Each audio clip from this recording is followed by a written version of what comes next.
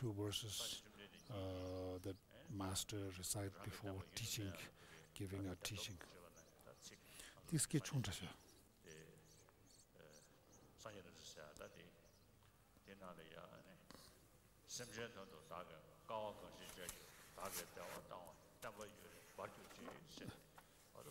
In the prayer called May the Dharma flourish at all times, there's one of the lines is, the Buddha attained enlightenment after engaging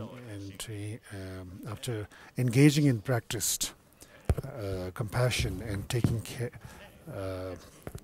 working for the benefit of sentient beings for eons, engaging in the practice of method and wisdom, and finally attaining enlightenment. And the prayer says, due to the power of that, may my Dharma last for a long time. So therefore, the Buddha generally has many Buddha body, speech and mind qualities, but his main quality is his quality of compassion and love. We have already talked a lot about that in the last few days.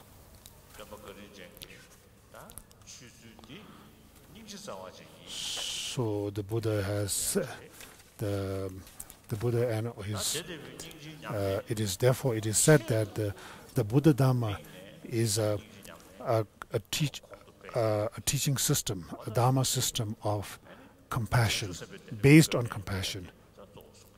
So therefore, the Bodhisattva path is one of the main body of the path to Buddhahood.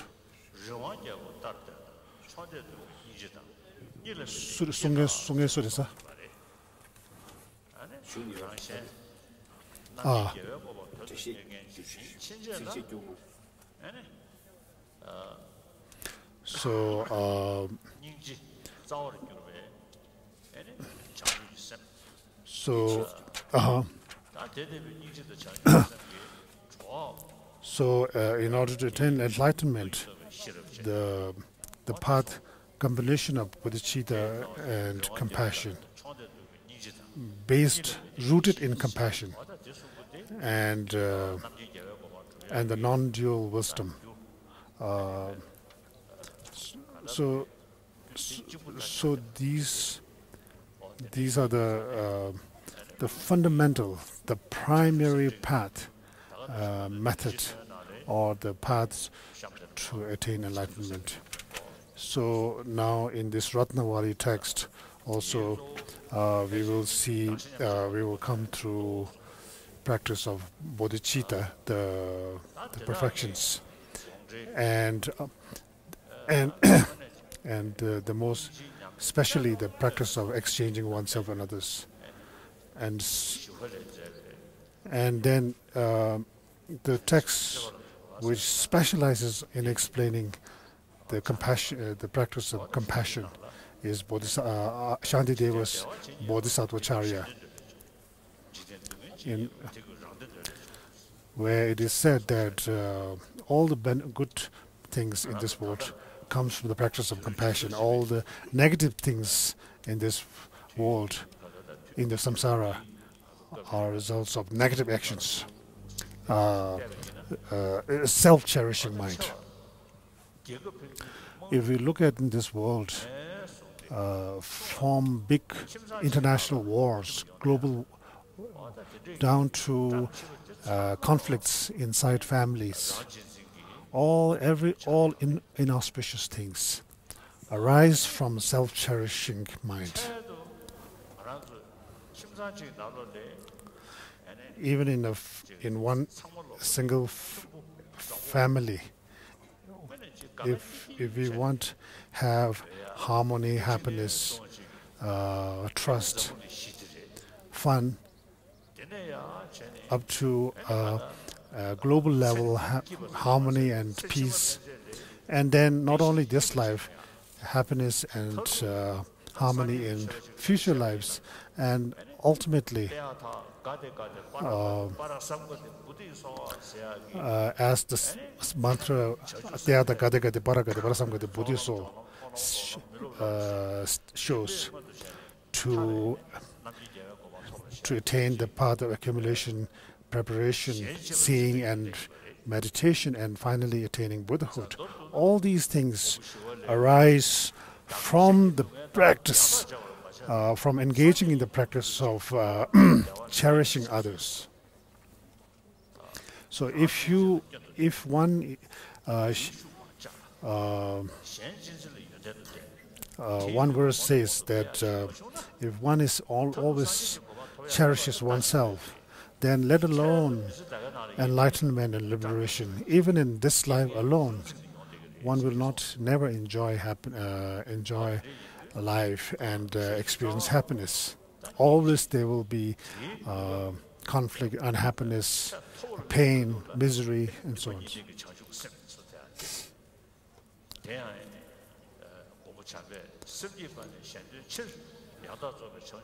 So therefore, the practice of bodhicitta, which has two causes, there's two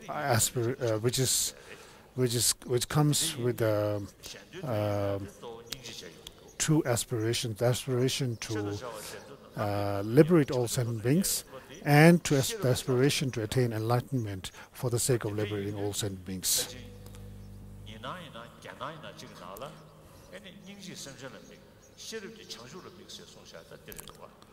So in one of the commentaries to Prajnaparamita Sutras, it is said that compassion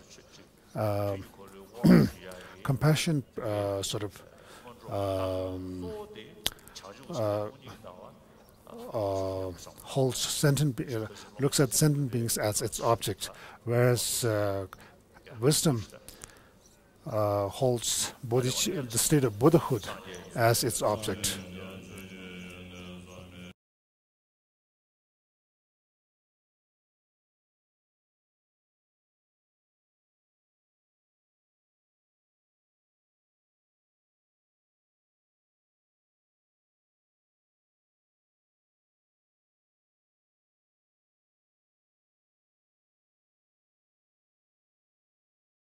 There's still a large portion of the Ratnavali that we haven't finished. So since there's not much time, His Holiness says he wouldn't be able to explain too much, but he will just, whenever he comes across an important verse, then he will explain a little bit. Otherwise, he will just read out. So we just began with chapter 2. Chapter 2 of Ratnavali. The first verse, just as nothing exists when all parts of a plantain tree are removed, so is the case of a person when its constituents are all removed. So the second verse, which says, all phenomena are without self. This is the victorious one. This the victorious. Stanza 3.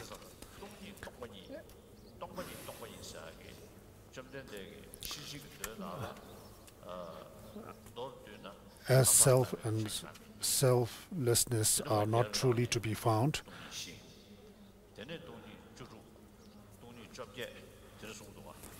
so in the Prajnaparamita Sutras, there are explanations on different categories of emptiness, like four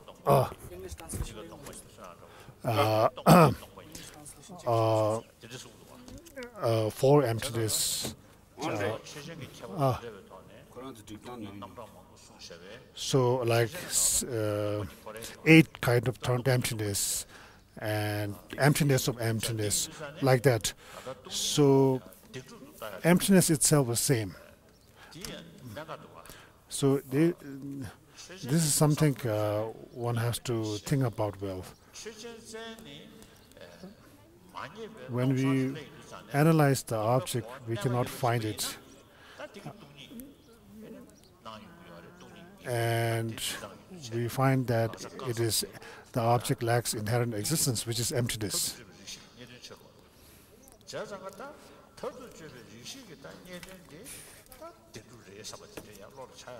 But there's possibility that when you don't find an object and sees lack of inherent existence, which is emptiness, then some people might think the lack of inherent existence is itself an inherent truth, because that was what was found at the end.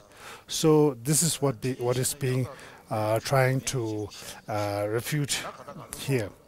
Even the ultimate truth that was found is also empty of inherent existence.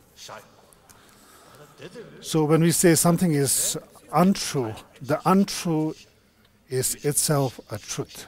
That's what people might think. So that is not, this is the text is explaining, this is a wrong view. What is found, which is the illusion or the untrue nature of phenomena, is itself untrue.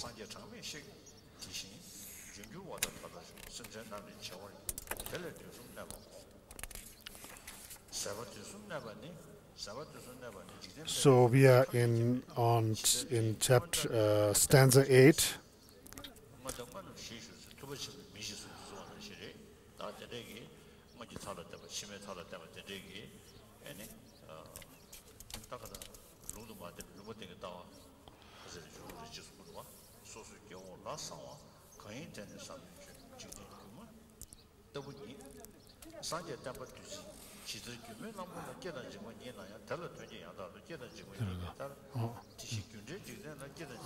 Yes.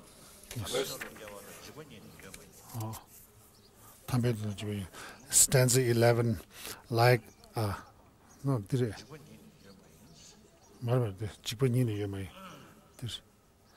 Likewise, in an illusion-like world. Okay, stanza 12. An illusory elephant comes from nowhere, nor goes anywhere. Being merely a mental delusion, it does not ultimately exist. Stanza 13. Likewise, an illusion-like world comes from nowhere, nor goes anywhere. Being merely a mental delusion, it does not ultimately exist. Stanza 14. Aside from a transcending the three times and being a mere designation, how could this world, whether existent or non-existent, ultimately exist? Stanza 15. The Buddha, for this reason, refused to comment on the four aspects of finitude and infinitude, and both and neither.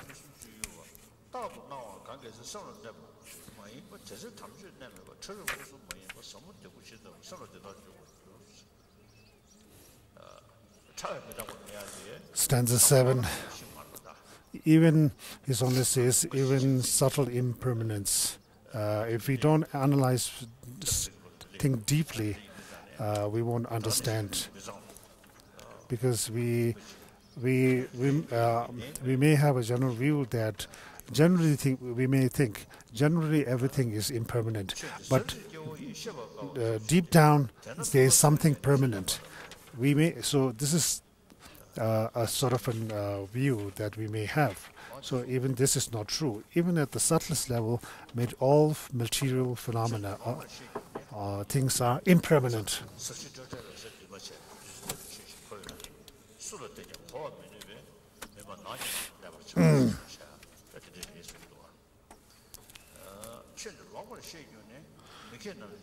Stanza 19. If Dharma is misunderstood, it ruins the unwise. By holding nihilistic views, they drown in the unclean states. Also due to inconceiving incorrectly, fools, presuming the pride of a learned and driven by their flawed denial, plummet headlong into the hell of no respite.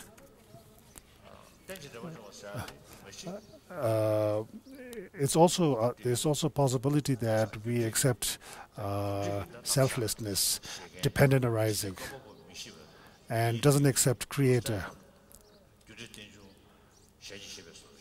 So we may think they accept dependent arising. But if you accept, if you believe that the person who experiences the object is a singular permanent self, then the person still hasn't understood well the subtle dependent arising.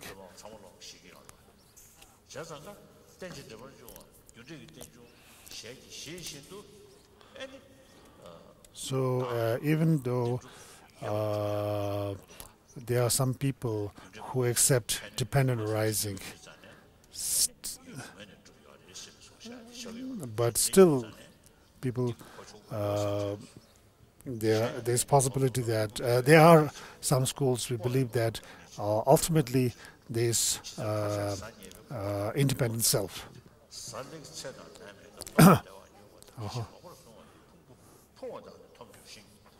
Score.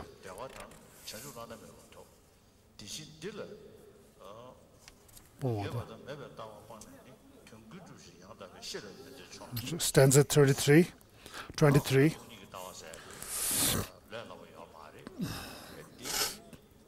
So it's saying emptiness is not an easy stuff. It is something you have to think very deeply, profoundly, over a long period. Also make supplications to your master, guru master, and to the Buddhas and Bodhisattvas, and slowly one has to gain some experience into the meaning and develop appreciation for this profound truth. Stanza 24th, stanza 25th.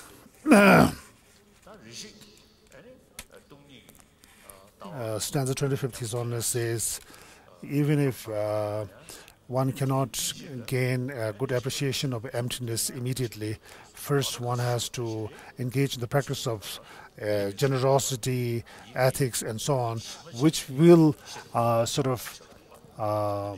give one confidence and one's merit to eventually understand the meaning of emptiness. Stanza 26, a king who puts Dharma before any action, retains Dharma in the middle and follows it at an end, shall encounter no harm in this and the subsequent lives. So this is an advice, since this is an advice to the king, the text says, if you want to live a religious life, you have to act in such a way that you act virtuously in the beginning, middle, and end. And if you do that, you will be happy yourself, others will be happy in this life, in the next life, and ultimately you will be happy. Standard 27, standard 28.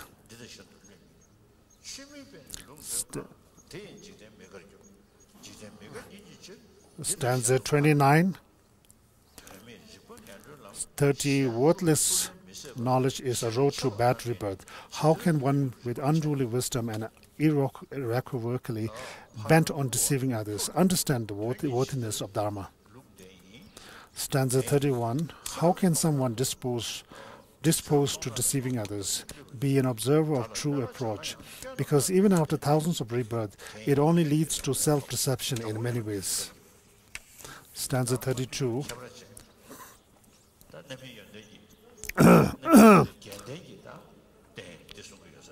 So here the text is stanza 33 is talking about higher rebirth. The 8 qualities His Holiness says, I think he said he's like generosity, speaking pleasantly, being helpful, practicing appropriately will help gather worldly excellence and Dharma as well. So the text says we have to be honest, don't lie, don't be deceptive. In the general conception in this world is that if somebody is deceptive, people consider that person as a very capable person. These are very wrong views. Because of such perceptions in this world, even though everybody desires happiness, everybody lacks happiness. Just like Shantideva said in his Bodhisattva Charya, no matter how much happiness we desire, we always get unhappiness. Whether we listen to news or watch television news, or listen to someone's conversation, it's all up. The subject is all about inauspicious things, bad news, sad things, tragedies.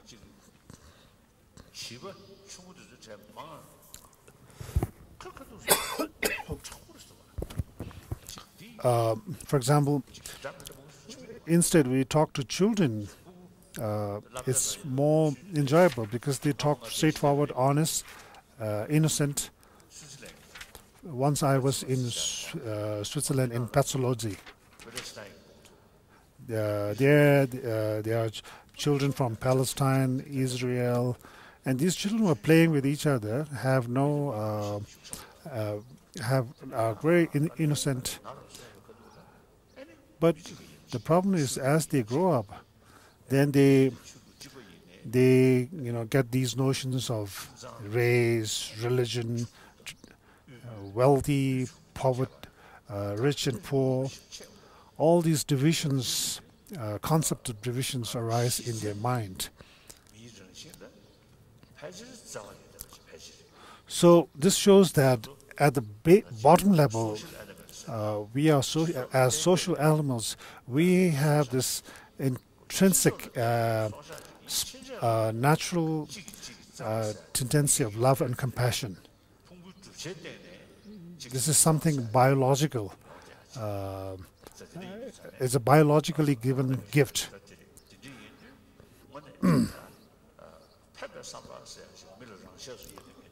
So the altruistic mind quality that we have which is innate to us and biologically innate to us, we have to cultivate and develop that more and more in our adult life.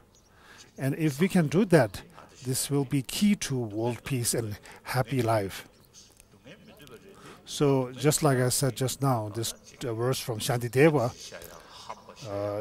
even though we desire happiness, we always engage in acts that leads to unhappiness, like such as fighting, telling lies, deceiving people, so on.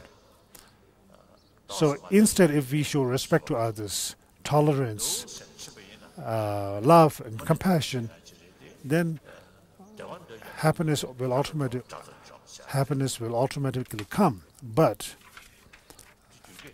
we do otherwise. Even though we want happiness, we destroy the cause of happiness, just like as if it is our enemy.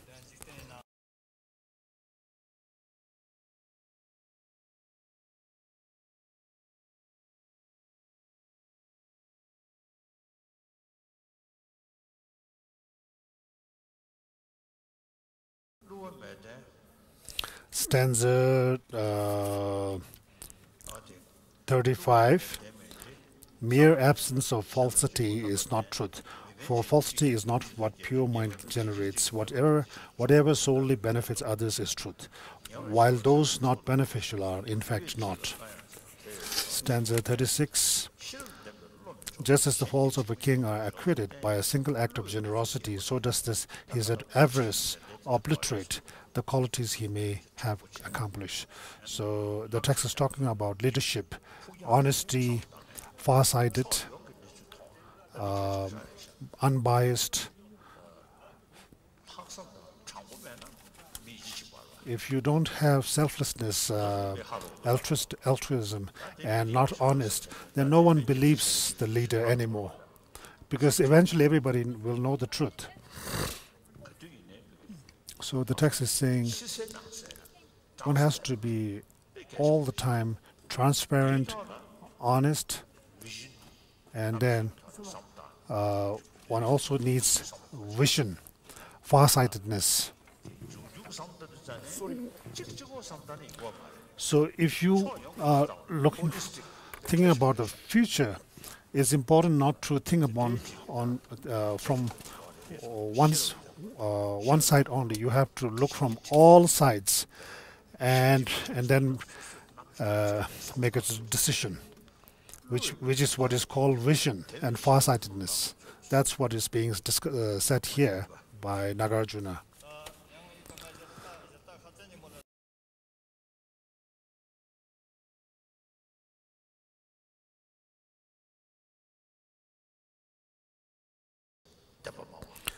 '39.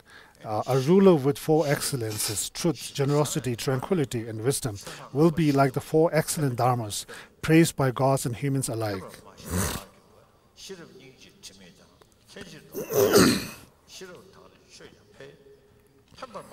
Stanza 40. Stanza 41. Those who speak beneficially are rare. Those who listen are extremely rare. Yet rarer are those who, despite all reproofs, immediately acts to benefit others. Stanza 42. Stanza 43.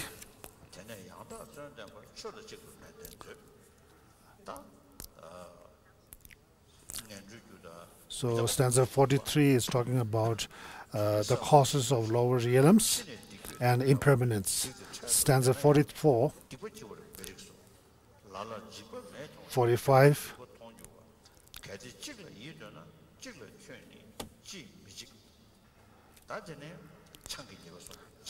46 talks about the disadvantages of being a drinker. 47 talks about gambling, the negative consequences of gambling. Gambling is the cause of desire and sadness, hatred, pretension, denial, distraction, lying, pride, and harsh speech. Therefore, always remain in abstention. 48 talks about sexual misconduct, what do you call sexual craving.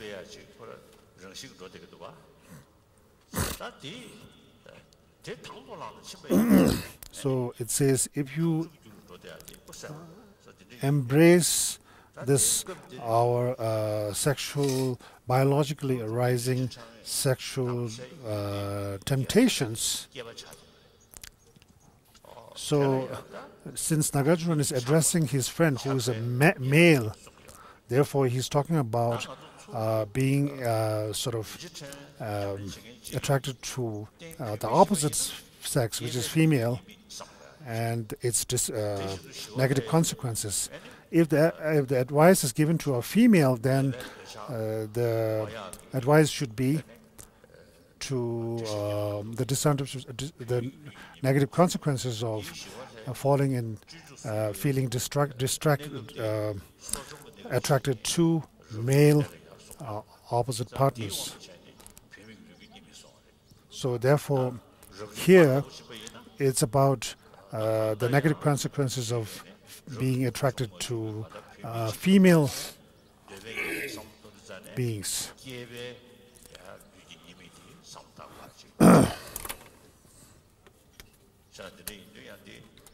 So this is something we have to know. This is the context is very important. The text is not being biased by talking about the disadvantages, the negative consequences of being attracted to female. It's only sort of talking in terms of the context. So it's 48 says, desire for women mostly arises from the thought of women's body as being beautiful. In reality, however, there is nothing clean in a woman's body. 49, how her mouth is a vessel of putrid saliva and repulsive dental plaque. Her nose is full of mucus, snot, and fluids, while eyes are containers of tears and dirt. 50, inside her belly are excrement and urine, and sacs for the lungs, liver, and the rest. Not seeing a woman as such, out of ignorance, one thus craves for her body. Just as a few unwise are attached to be bejeweled ways of filth, so do worldly beings out of ignorance feel the same towards women.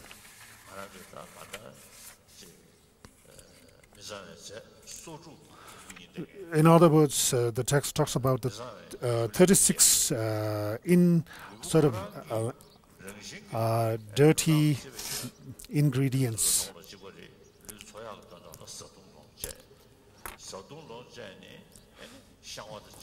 We have to eat in order to survive. And then the byproducts are, sort of thrown out of our anal and sort of our body. So the substance that sustains our body are themselves dirty.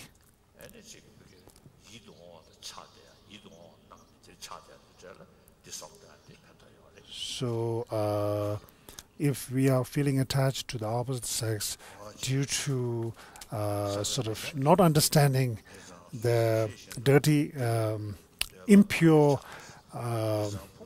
constituents of our body, then meditating on these things would help.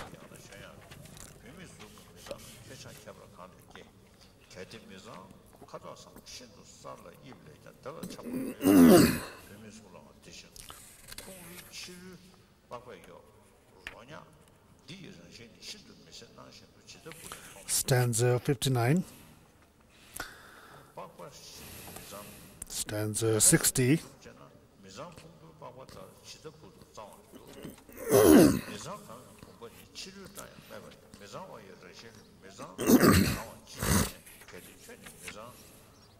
Stanza 62. It's continuing to talk about the impure nature of the human body. In this case, in this context, the body of a female person.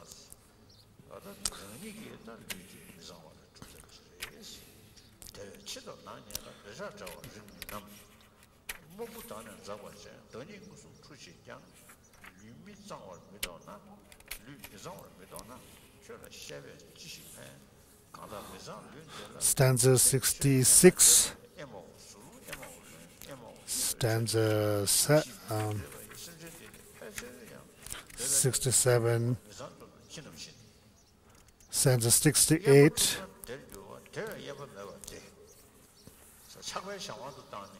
So stanza 68 says, it says, out of sexual desire, if we engage in sexual activity, there is an immediate sort of gratification. But think about the consequences. All the troubles, generally what we call love towards the opposite sex, we should classify that into two. A biologically driven love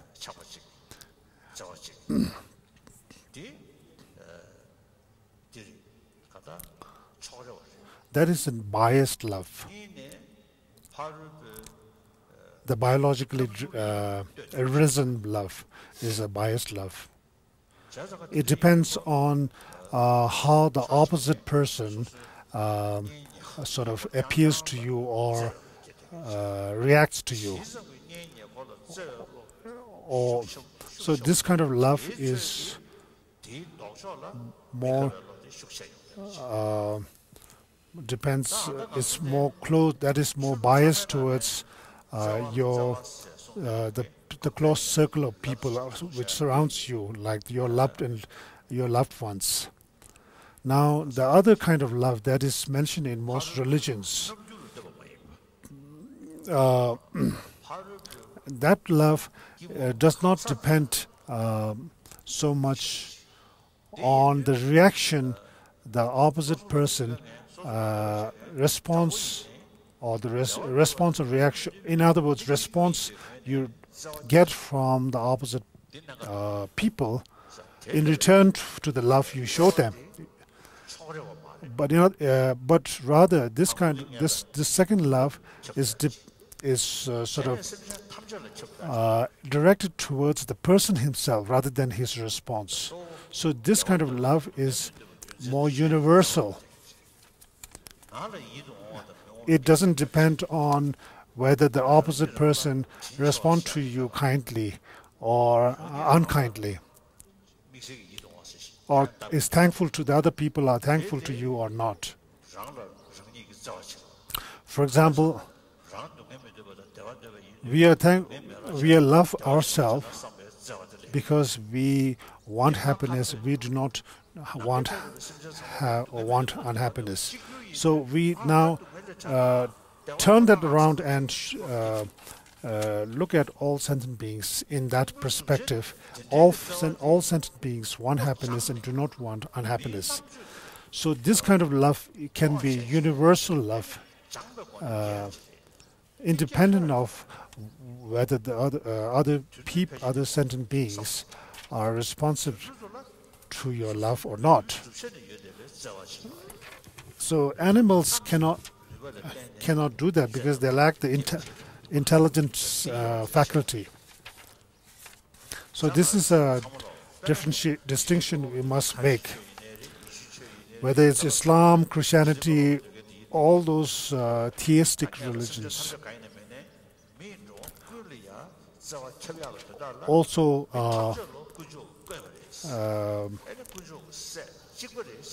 talks about universal love. They say all human beings are children of God, and so they direct universal love towards all human beings. And whereas Buddhists also sort of practice universal love on the basis of this logic that just as one wants happiness, all sentient beings want happiness and do not want unhappiness.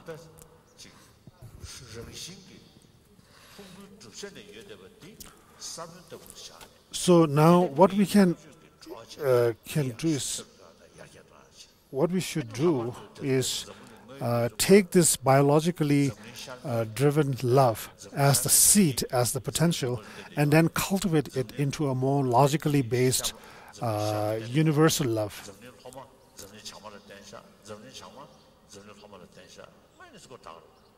So let's talk about the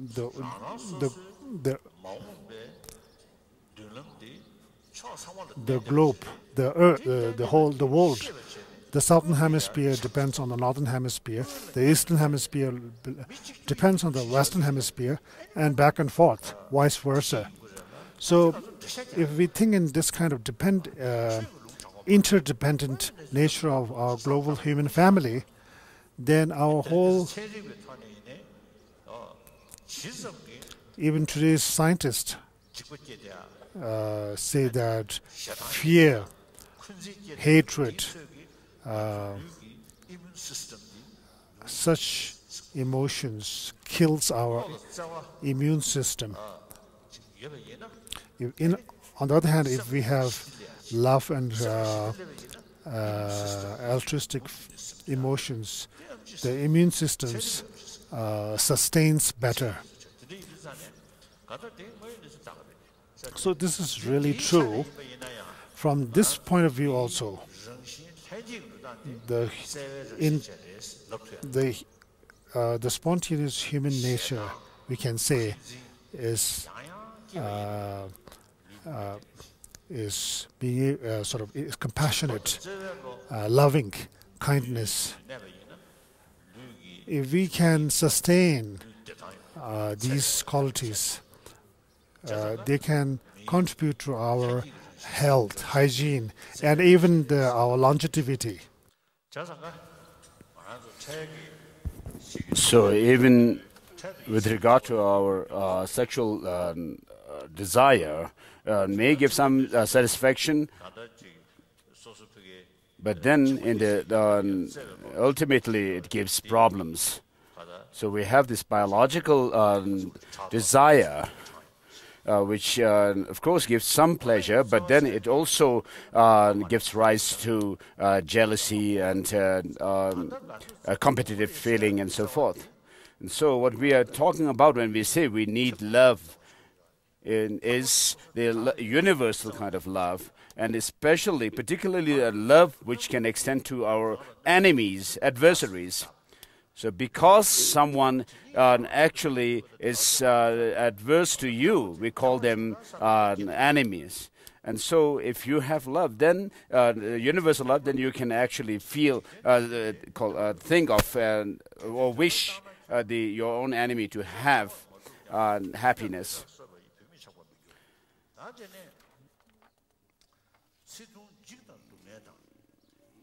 Verse number 69.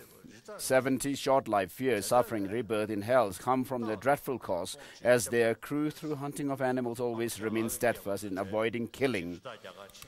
And so in the past, the Indian kings used to hunt animals, and then they also display the head of the animal in their own palace and so forth. So perhaps this is advice against that.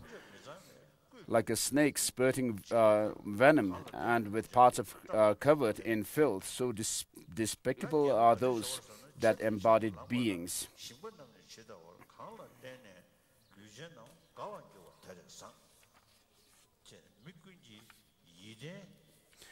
As huge rain clouds drift by, it brings joy to the farmers and so forth. So what you need to do is you should do things which actually please and delight everyone.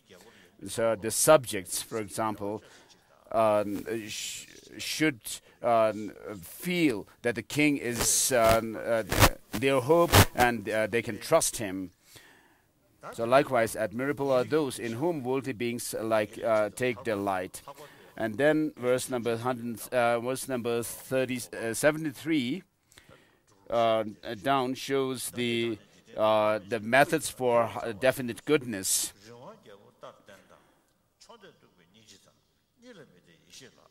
Which starts with saying, therefore refrain from non-virtues and resolutely engage in virtue. If you and the world develops a wish to attain and surpass enlightenment, know that its root cause are bodhicitta, that is as firm as king of mountains, compassion that reaches all limits, and wisdom that does not rest in duality.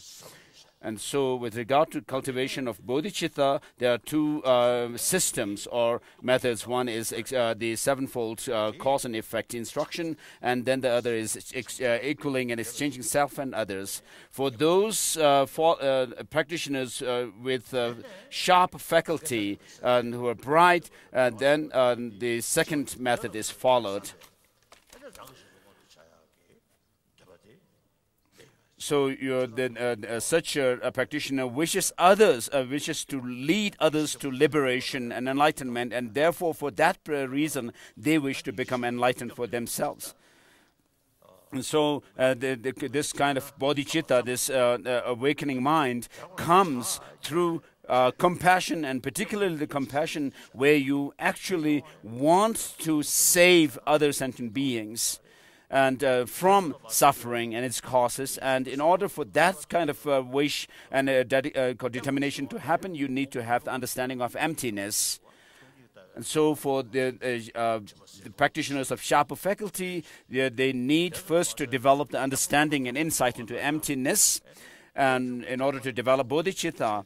And not only that, also for to have a very strong principle of taking refuge, thought of taking refuge in the three jewels. They need to understand emptiness, because you need to understand what the nirvana and cessation and all these are. And so in the 400 verses, Master Aryadeva says that in order to understand the obscure subjects that are taught by the Buddha, one needs to understand emptiness. And therefore, in Pramanavartika, it is said that because the Buddha is not reliable, or is not controvertible in terms of the main teaching, therefore the other teachings should be inferred from there.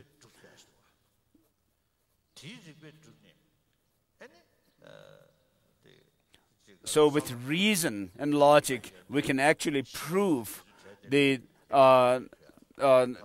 experiences of the Four Noble Truths and so forth. And then once you understand that, you can also understand that the higher spiritual attainments can also be possible.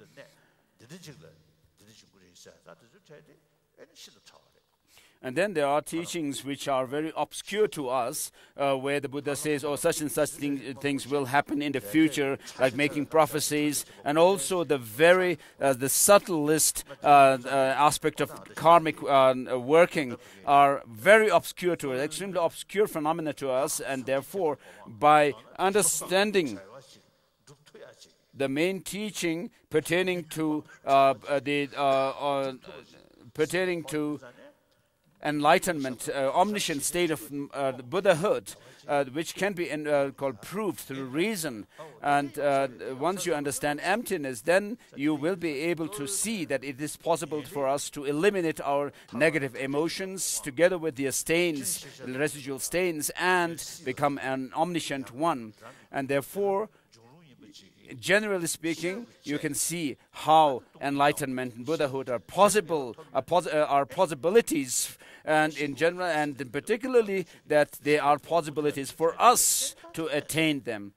And therefore, once you are able to prove these things through reason, then you will be able to see the truth in the teaching which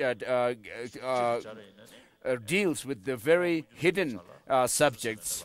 And therefore, in order to see the truth in these very obscure subject matters of the teachings, we should see that those teachings are incontrovertible in terms of three aspects. What the Buddha has taught in terms of what is obvious to us, that there is no contradiction in that, and then what is taught about with regard to things which are slightly obscure to us. And then finally, we can see that infer the very hidden phenomena also to be true. True.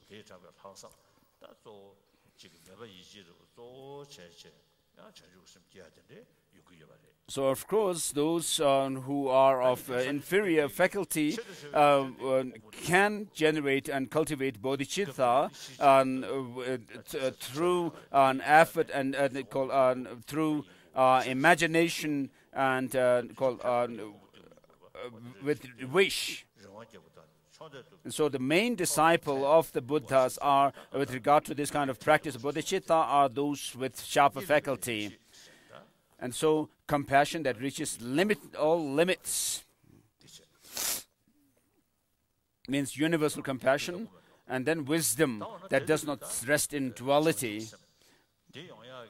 And so with regard to such bodhicitta that is generated by those with sharp faculty, the most important thing for them to cultivate first is the view of emptiness. So how do we go about the actual practice whereby we cultivate it? First, we need to do the practice is based on pertaining to how we can attain higher rebirths, which are conducive for Dharma practice. Over and over again. And then we should also understand how to understand and cultivate the path which leads us from higher rebirth to liberation. And therefore, here the teaching actually goes through teaching first on the higher rebirth and then the definite goodness, liberation.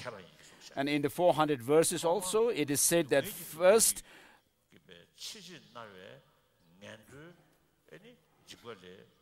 we need to do away with non-meritorious karmas or actions which lead us to lower realms of existence. So that is the first step that we should take for higher rebirth, in order to attain higher rebirth. And then Aryadeva goes on to say, in the middle, we should get rid of grasping at self. And here, grasping at self is the grasping at self of a person, an individual, a person. which refers to overcoming all negative emotions, the destructive emotions or kleshas.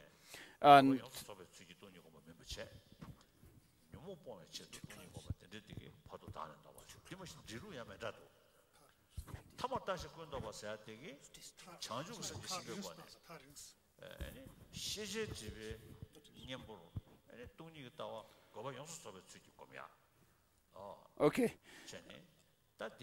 And so then having attained the path leading to higher rebirth and called definite goodness, having trained in this path, then you actually dedicate yourself for the benefit of others. And in order to be able to attain the final goal, ultimate goal, you need to develop this understanding of emptiness.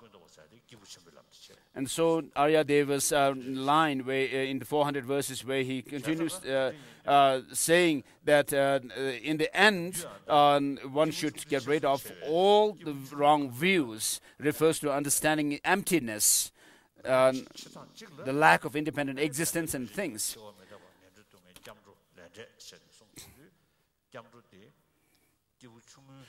So in the Lamrim, the graduated path to enlightenment, there's a way of leading disciples by teaching on the preciousness and the rarity of difficulty in finding higher rebirth, and then the impermanence nature of such a higher rebirth, human life, and so forth, and then our karma, and then taking refuge in the three jewels. So the actual teaching of the Buddha should be given in such a way that the people, the disciples, understand the truth of Dharma, and called the cessation, and then on the basis of understanding that the possibility that there's the possibility of attaining nirvana and enlightenment, then you should lead them into the other practices.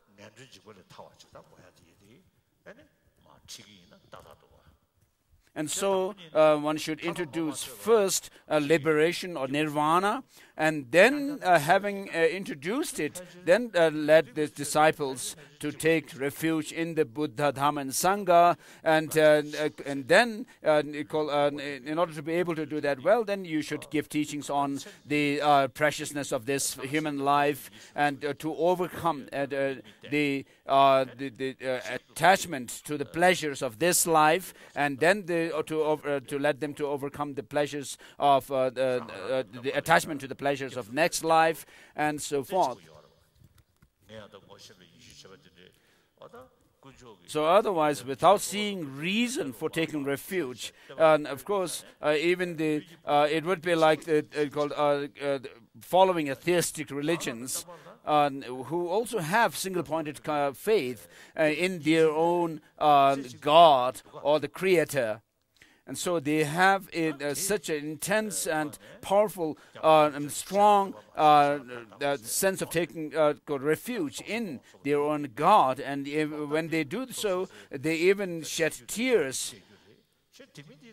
And so, with regards to overcoming the attaining higher rebirth, there is a teaching on the 10 virtuous actions, which is to say, to abstaining from the 10 non-virtuous actions, the morality of abstaining from these 10 non-virtuous actions, which are like common to even the non-Buddhist traditions, except with regard to the wrong view, which could be interpreted according to the different religious traditions themselves.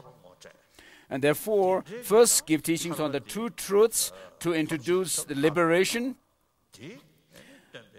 and see understanding, develop the understanding of selflessness, and then see the truth of the teaching and the cessation and so forth, and then one can see the truth in the truth of the teacher and the Sangha.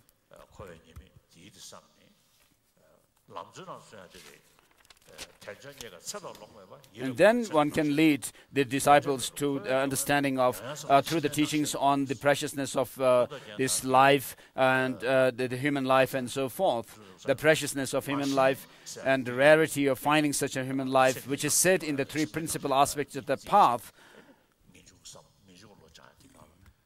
And so Master Tsongkhapa goes through the teaching of called overcoming attachment to this life and attachment to the next pleasures of next life, and then he goes on the basis of that he teaches how to develop the true determination to be free from samsara, and then goes into the teaching of the bodhicitta.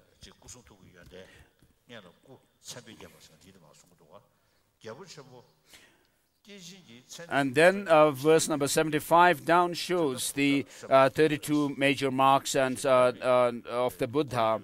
Oh, great king, listen carefully as to how your body can be adorned with the 32 major marks of an excellent being. So, of course, a king's body has come about or through a huge merit. And how do you go about with the practices which lead to attaining such marks? By worshipping reliquaries, sacred objects, exalted beings and elders. Your glorious hands and feet will have marks of a wheel, indicating your becoming a universal monarch. O king, always remain firm in your cultivation of Dharma. Through this you shall become a bodhisattva and have evenly formed feet. By giving, speaking pleasantly, helping others, and working agreeably, your hands will have beautiful lines and glorious fingers joined by webs. By giving good food and drinks in huge abundance, your glorious hands and feet will become nimble and shall have a great body with 7 parts graced prominently. By renouncing violence and saving lives, you will have a body beautiful, straight and tall. You'll enjoy long life and have long fingers and broad heels too. By preaching the Dharma you practice, you shall have charisma and a clear complexion. The ankles of your feet will not protrude, while signs of hair growing upwards will be seen. By receiving and imparting knowledge on philosophy, art, others respectfully, you will have the shanks of an inner deer and shall become wise and highly learned. By engaging in unyielding practice of giving away wealth and riches whenever besought, you will have broad and healthy hands and become the world's perfect protector. By helping reconcile between estranged relatives and friends, the glory of having secret organs retracted within will therefore well ensue. By giving mansions and seats equally comfortable and cozy, one's complexion will be like stainless gold and shall be extremely smooth in texture. By conferring unexcelled authority and following one's seniors, you will have beautiful single-strained hair and a face adorned with a beautiful mole of coiled hairs. By speaking pleasantly, delightfully, and politely, and acting upon one's elegant speeches, the point of shoulders will be round, and the points of your shoulders will be round, and the torso will be like lines. By serving the sick and nursing them, you will have broad chest. You will also remain composed and have unmatched taste buds. By striving in accordance with the Dharma, you will obtain crown, protrusion, and a body with its height and width well proportioned like a banyan tree. By making honest and gentle speeches for a long time and on right occasions, O Lord of humans, you will have a broad tongue and possess the melodious voice of a Brahma. If making truthful speeches constantly and ceaselessly, you will have jaws like a lion and will become gloriously invincible. By showing great respect, serving others, and engaging in whatever inappropriate, you shall have teeth very white, lustrous, and uniformly seized. And so these different marks of enlightened beings are also mentioned in Abhisamaya Alamkara and the Mahayana Uttara Tantra.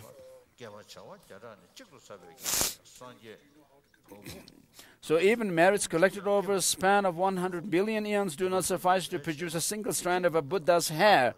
The light of the sun may at times share similarities of that of fireflies. So might the vital signs of a Buddha at times share similarities to those of a universal monarch. Here ends the second chapter of Precious Garland. And the third chapter is gathering the factors for enlightenment. The first verse says on how the prominent features of the Buddha arise from inconceivable amounts of merits. O great king, listen to the teachings from the great Mahayana sources.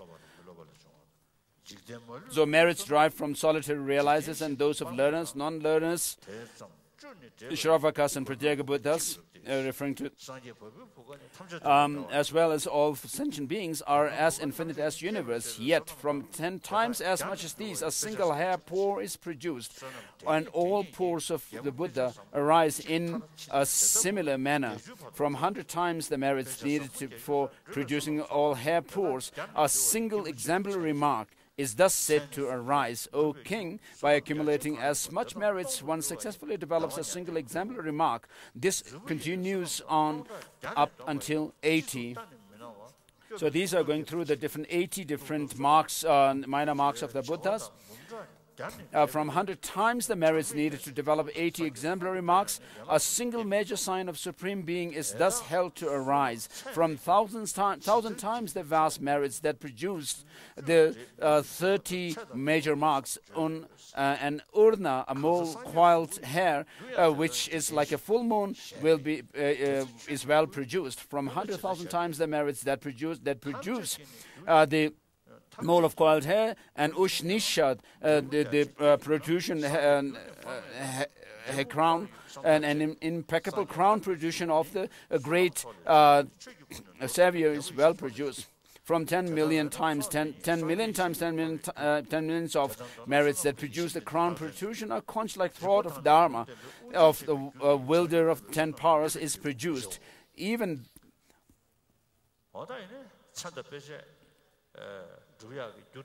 so when you hear about these causes which produce the 32 major marks and 80 minor marks, it would seem very inconceivable, something unimaginable, unbelievable, but you should not feel discouraged.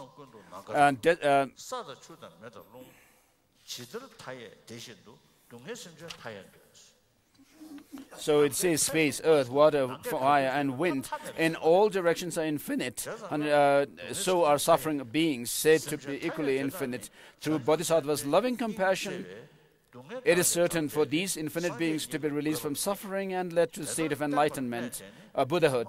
Having remained firmly in this, one may be asleep or awake, and from the time one vows this intently, one may become imprudent. So once you have cultivated bodhicitta and then made the pledge to keep the aspiring bodhicitta, and then once you take bodhisattva vows, from time one vows this intently, one may be, having taken the vows, one may become drunk or unconscious. You are not aware of, unconscious of what you are doing. One may become imprudent too. But because beings are infinite, one gathers merits constant in as many as there are sentient beings. And because the merits are infinite, it is said that attaining infinite enlightenment is not as hard. A bodhisattva is dedicated to bring benefit to all sentient beings across the expanse of space. As infinite as the expanse of the space, just as we make the prayer is made, as long as space endures, as long as sentient beings remain, may I too remain to dispel the misery of the world. So when you are able to make such a firm dedication and pledge, having remained for an infinite time, strive for these infinite beings. Having wished for the infinite Buddhahood, strive to gather infinite merits. Enlightenment may be inconceivable, yet through the four infinitudes, why would one not attain before long Buddhahood, even if infinite? Those termed as... And so, bodhicitta is not for the sake of a limited number of sentient beings, a very few. we are talking about all sentient beings across the expanse of space. And that also the benefit that you are thinking of benefiting, bringing is not just giving enough food and drink and so forth, but we are thinking about leading all these sentient beings to the state of Buddhahood, omniscience state. So we are not thinking about just working for sentient beings for a few years or a few months or 12 years and 3-month retreat and so, one lifetime. Of course. We do talk about becoming enlightened in one lifetime, in one body, and then also becoming enlightened within this during the period of by doing 3 weeks or so retreats and so forth. But of course, there may be very exceptional types of sentient beings, disciples, who may have trained themselves in the past so that they have the potential within themselves to become enlightened within one lifetime and so forth. But if you think of becoming enlightened with a selfish motive, of course, it is wrong, and therefore we are thinking about becoming enlightened.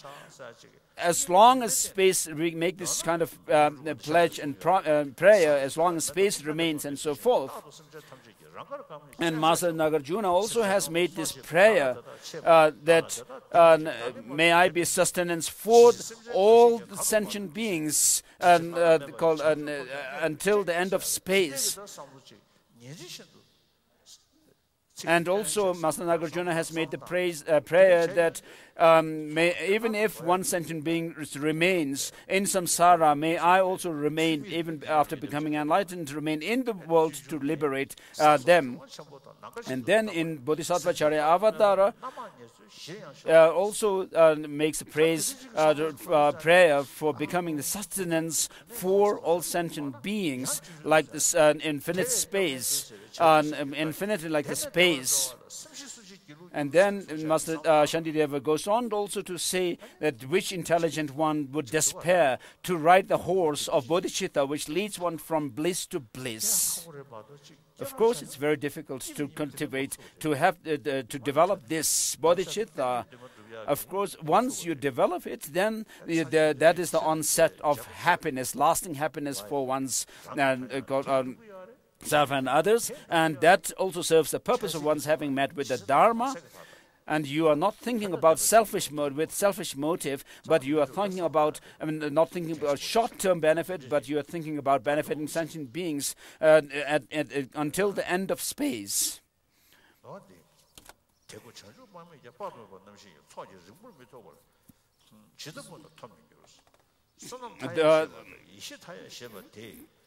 So those termed as infinite merits and that termed as infinite wisdom swiftly eliminate all suffering of both body and mind. Negativity causes physical discomfort, such as hunger and thirst in the lower realms.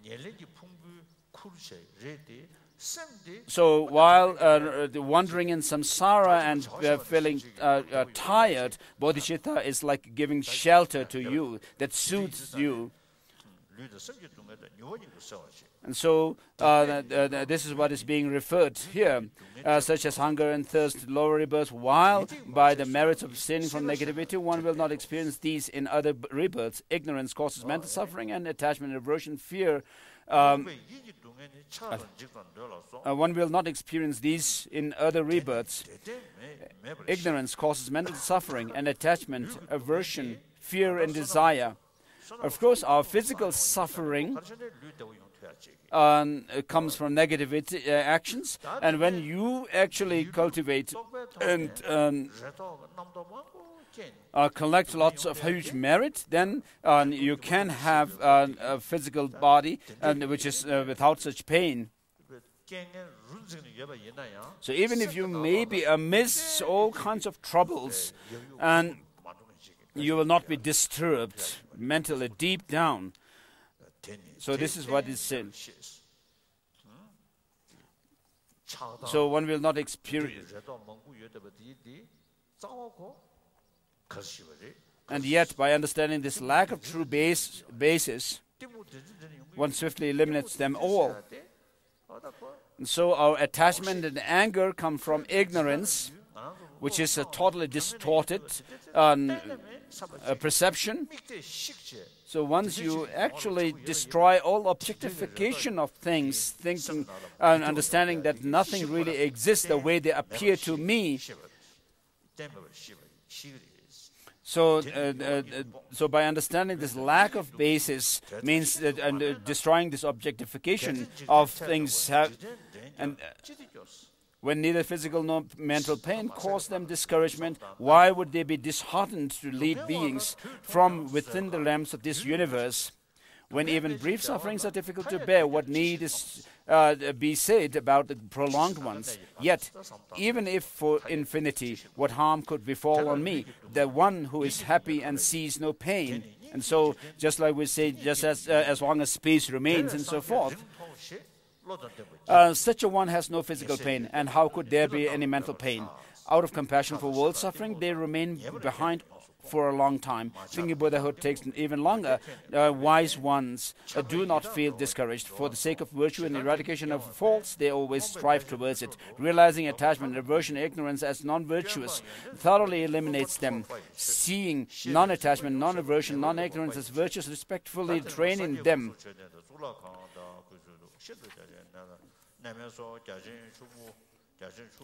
And eliminating the faults of upholding virtues are the Dharma of higher rebirth. Mind's complete eradication of grasping is the Dharma of highest excellence. Out of veneration and making images of Buddhas, stupas, monasteries, provide huge buildings, seats and others in all their splendor from various precious substances, sculpture or draw. Beautifully and finely sacred images of the Buddhas, well seated on lotus, with all resoluteness, help sustain both Dharma and the community of bhikshus, adorn stupas with gold and lattices of precious jewels, as well as embellish the reliquaries with gold and silver flowers, and also with diamond, coral, pearl, sapphire, lapis lazuli, and emerald. Revere them, revere those who teach Dharma by making offerings, they stand in courteous service and doing whatever pleases them differentially. Rely on these 6 noble deeds. Serve your teachers and listen respectfully, assist dutifully and attend upon them. Always honor with reverence the bodhisattvas as well. Do not out of respect honor or prostrate to the fathers, for this may tempt the ignorant ones to be attracted to those written with false. And then Master Nagarjuna advises on social service, again, community service by building hospitals and places of rest and so forth. And so put in writing the boards of the Muni and the subsequent commentaries. Also donate books and other stationery such as pen and ink. At the center of learning, extend support to teachers and grant them well-defined estates. So these are the ones for social service, all for the sake of knowledge. To alleviate suffering of the sick, elderly and infants, grant lands as rewards to surgeons and physicians in their own town. Out of good thought, build turbans, parks, dikes, ponds, assembly halls and water troughs. Provide beddings, food, grass and wood as well. Construct assembly halls in temples, villages and towns. Build water troughs on roadsides, and wherever water is scarce, out of compassion, always care for those who are ill, without protection, afflicted by pain, and are lowly and impoverished. In a respectful manner, nourish them too, until you have offered to the bhikshus and beggars seasonal food and drinks, prepared meals and cereals and fruits. You shall not partake of them. At the sight of water troughs, place sandals, parasols, water filters, tweezers to remove thorns, the needles and threads and fans, and even give food to ants and insects and water and so forth.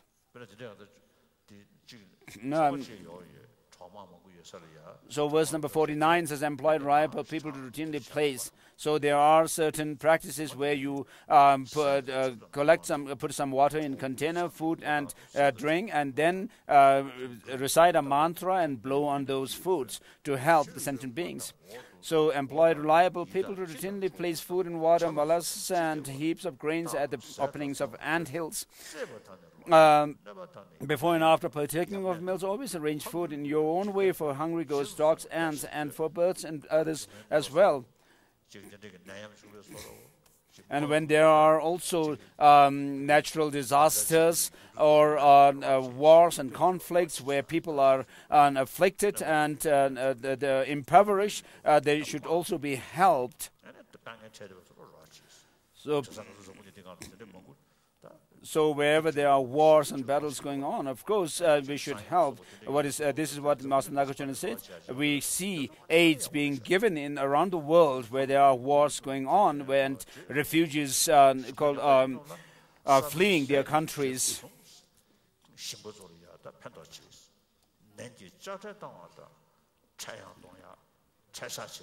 And also help the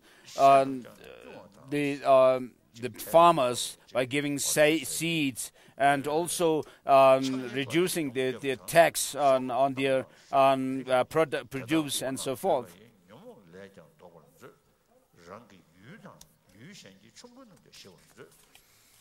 So pacify the thieves and bandits in your lands. So protect those about to fail, abolish tolls and reduce toll rates. Do not cause impediments to those waiting at the entrances. Pacify thieves and bandits in your land and in others too. Level the cost of commodities and set their value fairly. And so there are people who try to make lots of profit. And then sometimes what people do is try to gather as much as possible commodities and certain things which they want to sell when they are in abundance as much as possible, and then when they become rare, they wanted to sell them on high price. Just such things should not be done, allowed to be done. And having liberated. So just as you are concerned over what is good for you, so we try to protect ourselves from threat and disasters and so forth. Nurture similar concerns over what is good for others too. Like water, earth, water, fire, wind, medicine, and the trees in the woods, make yourself available to others, be it for even a moment. This is what His Holiness quoted earlier. And so you should not give up on sentient beings, whatever happens. So having nurtured the will to give all possessions from the time one can barely walk 7 steps, bodhisattvas therefore accumulate merits as limitless as space. By giving away girls, well adorned and beautiful, to those desiring them, one will each attain the dharani that well retains the sublime dharma. All victorious ones have in the past given away 80,000 maidens, all bedecked in fine ornaments and complete with enormous riches. Give away with love numerous and bright cloths, ornaments, and so forth. And so whoever lacks resources for Dharma is in fact utterly impoverished. So it is very important for us to give guidance to them. Hence, there is no greater generosity than this to impart it to such a one. Give even a poison to those for whom poison is of benefit. Give not even the best for food to whom it does not benefit, as it helps to cut off one's fingers when bitten by a snake. So the Buddha said, help others, even if it may not be easy. And then next, verse 65 onwards shows the practice of the methods for accumulating wisdom. Extend immense services to the Dharma and to those who teach the Dharma. Listen with reverence to the Dharma and practice generosity by imparting Dharma. Do not revel in talks so mundane. And strive for, rejoice instead in the supramundane. Strive for others in acquiring good qualities, just as you would for your own self. And so you should not say that I have now finished Geshe examination and just forget the text. You should continue to read the text and be more educate yourself more, so that you can be of better benefit to others.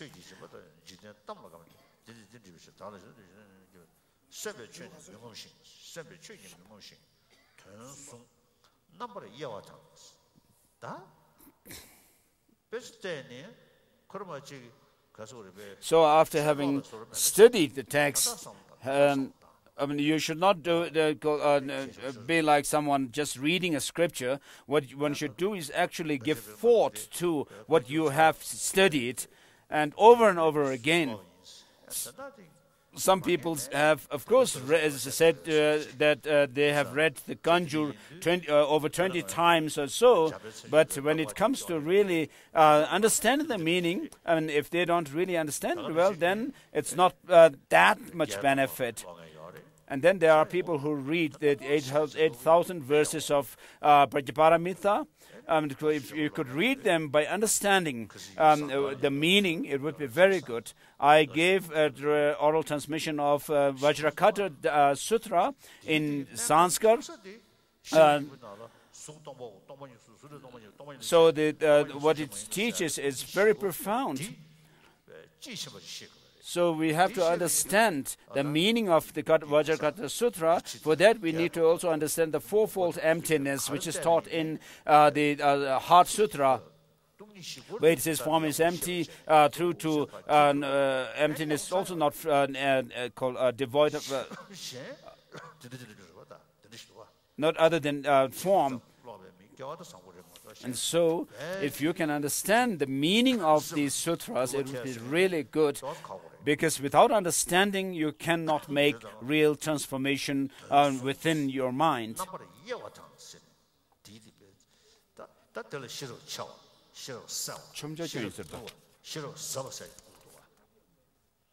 So you need to have the three types of intelligence: clarity, intelligence which has clarity, and profound clarity, and then swift. And also the intelligence which through which you understand things broadly.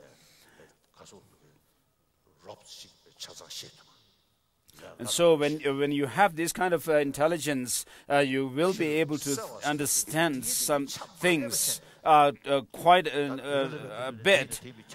And then the clear intelligence means you can actually see things very precisely, as we do make distinctions between the relationships between things when we study collected topics. And then the swift intelligence or wisdom helps us to understand things, the teachings very quickly without taking much time. And then the profound wisdom or intelligence means that you will be able to draw conclusions saying, oh, if it's this, if something is this, then it must be that. I mean, and then you will be able to have this kind of called a profound wisdom, which is very kind of inconceivable for others. So Nyengkwan Sungrapa, who lived one generation before us, was a Geluk master and also studied Nyingma teachings, and then he practiced Dzogchen as well.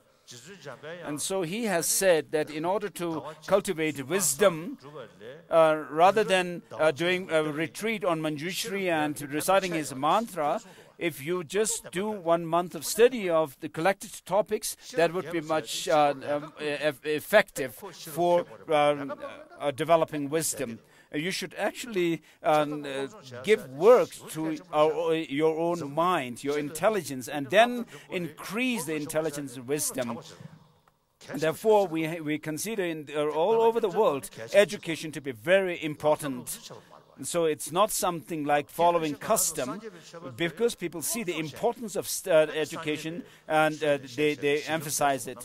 And similarly, in the case of Buddhism, we need to understand what Buddhism is about and not just follow tradition, saying that this is our custom and tradition. That does not help.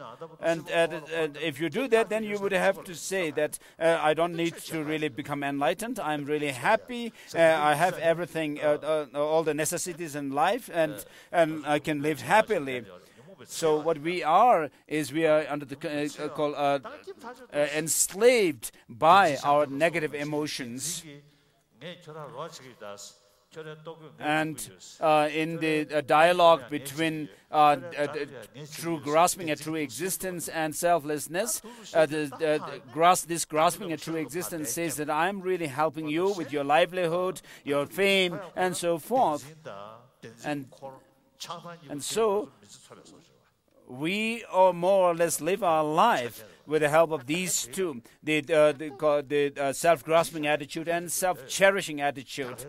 Of course, if there's no problem, we can live like that. Then we can fight amongst each other, we can steal other people's possessions, and so do all kinds of negative actions.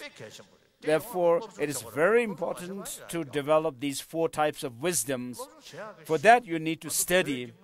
You need to have education. And because of that, our masters of the past of Tibet have written so many texts for that reason. And also masters like Dignaka, Dharmakirti, and so forth have used logic and reasoning.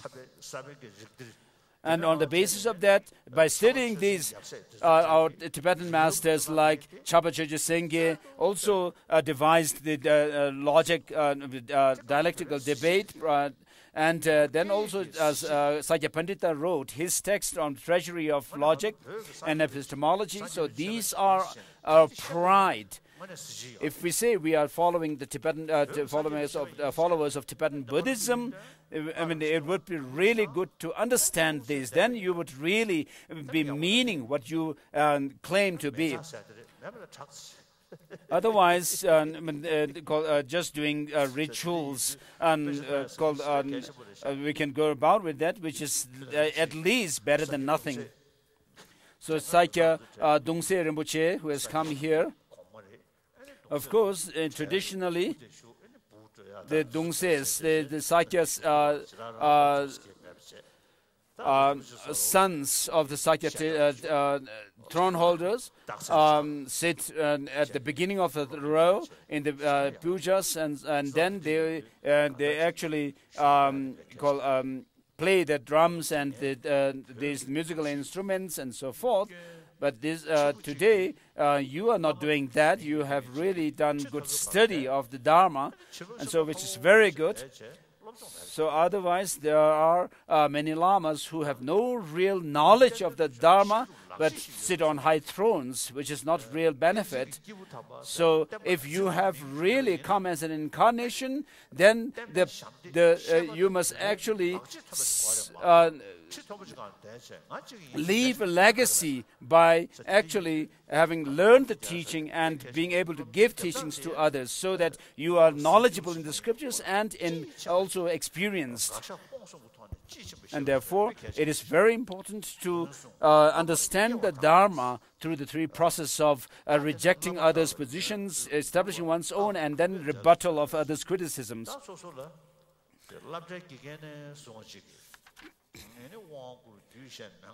And so, beginning with the teachers in your school, then through to the Lama who has given you initiation, then they explain the Tantra, and then given with instructions, quintessential instructions, such a Lama becomes your root guru. So for a teacher of a school, they need to be educated, knowledgeable in what they teach. But it seems that to become a Lama, there is as if this idea that you don't need to be educated. This is wrong, totally wrong. And therefore, if you want to be a Lama, then you will need to be to study the 3 Pitaka and also train yourself in the 3 precepts, the 3 practices of morality, concentration, and wisdom. So while we may think that the teachers need to be knowledgeable in schools in order to be able to teach the students, the Lamas don't need such qualifications. Of course, Lama Tsongkhapa has said that the teacher, reliance on teacher is very important in Lamrim teachings. But in order for this to happen properly, the Lama himself must be educated, learned, and knowledgeable in the Dharma. For me also, if I'm not knowledgeable, if I don't have the education and knowledge, still claim to be the Dalai Lama and so forth, it's wrong. And Je Rinpoche has said in Lamrim Chemo, those who wish to tame others, discipline and control others, must first be tamed and controlled or disciplined themselves. So for a teacher, in order to teach their students, the subject must be first called familiar with to him or her. They must know it. Similarly, for a Lama, if you don't have the experience and the knowledge to teach others, how can you actually help others? And then Tsongkhapa goes on to say that with regard to taming oneself, it's not sufficient to have some kind of a partial experience of the Dharma, but one has to actually be trained in the three trainings of morality and so forth. The morality, concentration, wisdom, and so concentration. And so, before quoting these verses from the Mahayana Uttara Tantra, Master Tsongkhapa makes these remarks. Now, even in the Vinaya, one, in order to become the Upadhyaya, the precept master, one should have certain qualifications. And so, beginning with the Vinaya, and then we have also other qualifications in the Sutra and so forth. So, Lama, it's not sufficient for Lamas to have a labrang, their own private estate, and to have the name, the title of a Lama, but be knowledgeable in the scriptures and also be experienced with these three, must have these qualifications. And then, with regard to the disciples, the 400 verses says that the disciple must be unbiased, intelligent, and then an aspirant of the path. And so when you have qualified teacher and a disciple, then of course you can go on with how the disciple relies on the correctly on the Lama in terms of relying through called offerings, venerations, honoring the Lama, and then mentally how to rely on the Lama, and then how to avoid the mistakes of relying on avoid the mistakes in terms of relying on Lama, and what is wrong if you don't rely on Lama and so forth. Then those will work well. So once I met, about 20 years ago, I met a Chinese from mainland China who said that many Tibetans come to mainland China and China proper, claiming to be Dharma teachers, Dharma Rajas. And then after a while, what they found was that these people who claimed to be Dharma Rajas had actually come to China proper seeking money and women and sex. So if he asked if I could do something about it, and then from here, and I told him there's nothing really I can do from here in India, but what you can do is you should actually learn about the qualifications of a teacher that is given in the Mahayana Sutra, such as being subdued, pacified, and peaceful, or pacified and completely pacified, and more knowledgeable than the disciples, and be compassionate and not feeling tired of giving teachings, and so forth. And so once you know all these qualifications, then you should test these teachers who come to China proper claiming to be teachers. So therefore, by knowing these qualifications, you should examine the teachers and be like a spy on them. And therefore, this is what I told this Chinese devotee.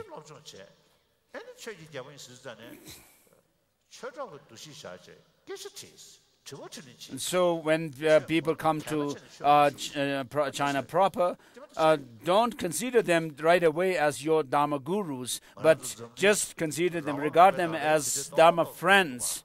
And then you can do so that you could have discussions on Dharma with them. And once you find them really qualified, reliable, then you can take them as teachers. Even in the West, in America and so forth, there are people who claim to be teachers without real qualifications of a teacher. And so, out of desperation, I have actually come to say that between Lama and Tulku, a reincarnation, there are four-part relationship. There are those who are Lama but not Tulku, and who are Tulku but not Lama, and then both Lama and a Tulku, and something which is neither. And then today in Mongolia, there are people who claim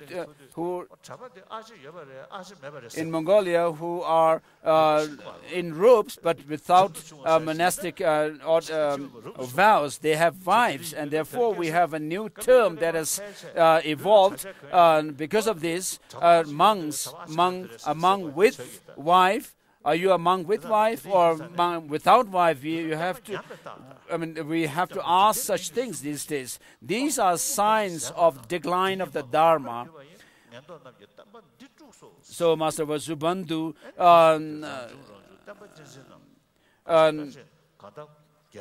lamented that people with distorted understandings and distorted misunderstandings and so forth are actually disturbing the Dharma. And therefore, he advises us to be careful about how to go when you go about with the practice of the Dharma. And therefore, if you really admire the Buddha and his teaching, we need to be transparent. And we cannot deceive others, and because deceiving others also deceives. By deceiving others, you are also deceiving yourself, claiming to be somebody very special, but without any qualification. So, for Lama, the term in Chinese is Hofu, which translates as living Buddha, but Lama in Sanskrit, in Indian language, is Guru. So, a Lama means somebody who is higher in knowledge than, and who is rich in the experience and knowledge of the scriptures. So, someone who is higher. And so, a living Buddha, there's no meaning of living Buddha in the term Lama or Guru. Because when the living Buddhas misbehave, then things could really become very strange. And so, this is about relying on a Guru who is qualified. When you are confident about such a qualified Lama, then you should have unwavering faith and devotion to such a Lama, and keep your spiritual bond with the Lama. And then you could also make the Guru Yoga as the heart of your practice when it comes to Tantra. This is really significant. And so, for example, Jesu Milarepa, and how he relied on Marpa Lotsawa, the great translator, and Teropa, how he relied on Naropa, how Naropa relied on Telopa. And so, when in order for such a proper reliance on a guru to go well, we need to have qualified Lama and qualified disciple.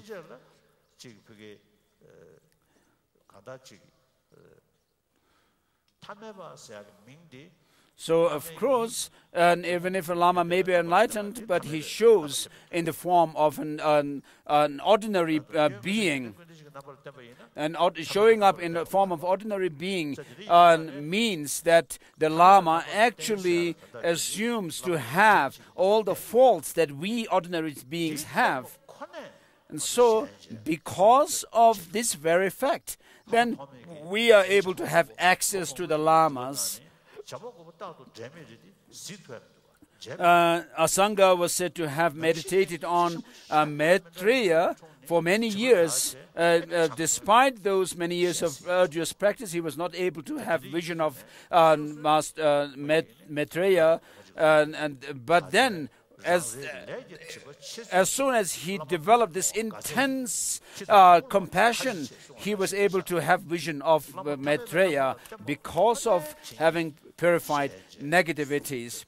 And so, because of the very fact that the Lamas show up in ordinary form, we are able to have access to them, see them, hear their teachings. And if the Lama were to remain in the form of Nirmanakaya, which is a supreme Nirmanakaya form, or Sambhogakaya form of Buddha, of course we ordinary beings will not have access to them, their physical forms even. And therefore, we will not be able to listen to their teachings also. And so, because we have such a Lama who are showing up in ordinary form, we have the opportunity to listen to their teachings and practice the Dharma. And therefore, it makes sense that we should have feel the gratitude to the Lamas and develop respect to them.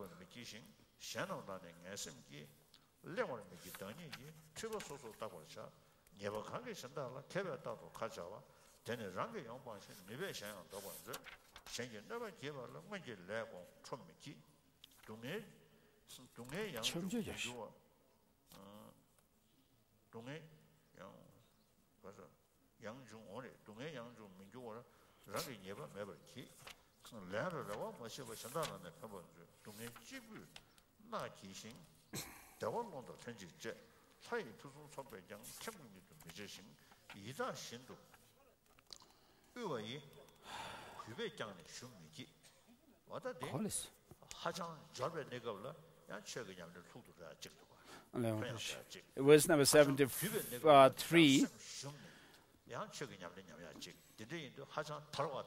So with no expectations for any returns, extend help to others, endure your suffering alone. And verse number 73, should you, like the gods, find all excellences, show no arrogance. Should you, like hungry ghost, suffers destitute, show no indolence. So if you are too rich, if you have too much of everything, then of course you will not be able to focus on, take interest in the Dharma. But if you are too destitute, then you will not be able to have the opportunity to listen to the teachings as well. And then, even if a truth should lead to loss of one's life or kingship, always for your sake stand for truth and speak nothing differently. As explained, engage in austere practices, constantly and appropriately. For only then shall the glorious one become the world's supreme authority. You shall at all times examine everything properly, comprehend things precisely. You shall not become liability to others. Through Dharma, your kingdom will find happiness. Your expensive banner of fame shall reach all directions, and you shall be revered by your ministers. And then next verse shows the impermanence and death. Factors causing death are many, while causes of survival are few, which themselves can lead to death. Thus always engage in Dharma. By constantly practicing Dharma, you and all others in this world shall find a tremendous joy, which is for the moment commendable. Through Dharma, you shall sleep happily and also wake up happily, harboring no vices. Within oneself, you shall see pleasant dreams.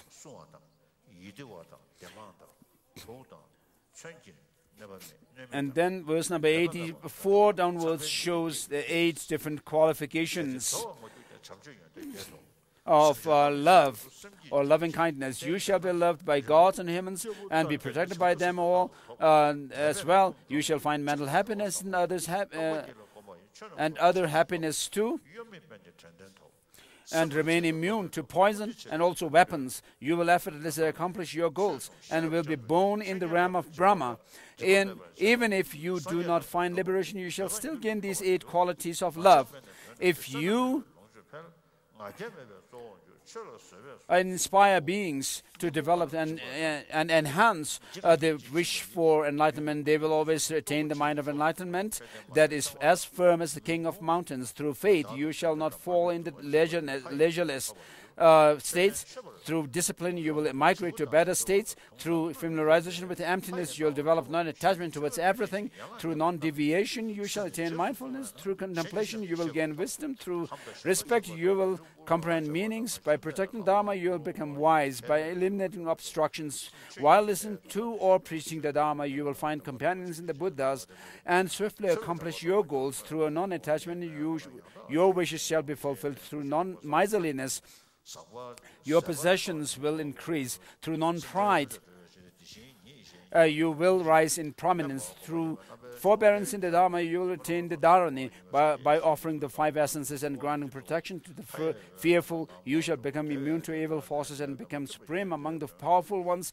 By offering strings of lamps of stupas, torches to those in darkness, and oil for the lamps, you will attain the divine eye. By presenting symbols and so forth, symbols as offerings and so forth. So His Holiness finished the 3rd chapter as well, and then His Holiness will just read through, read the rest of the text, the 4th chapter onwards.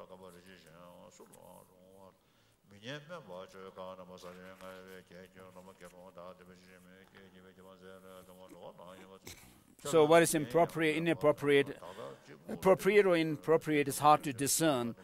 Thus, even when a king indulges in things that are against Dharma or are improper, those sustaining through him shall still praise him.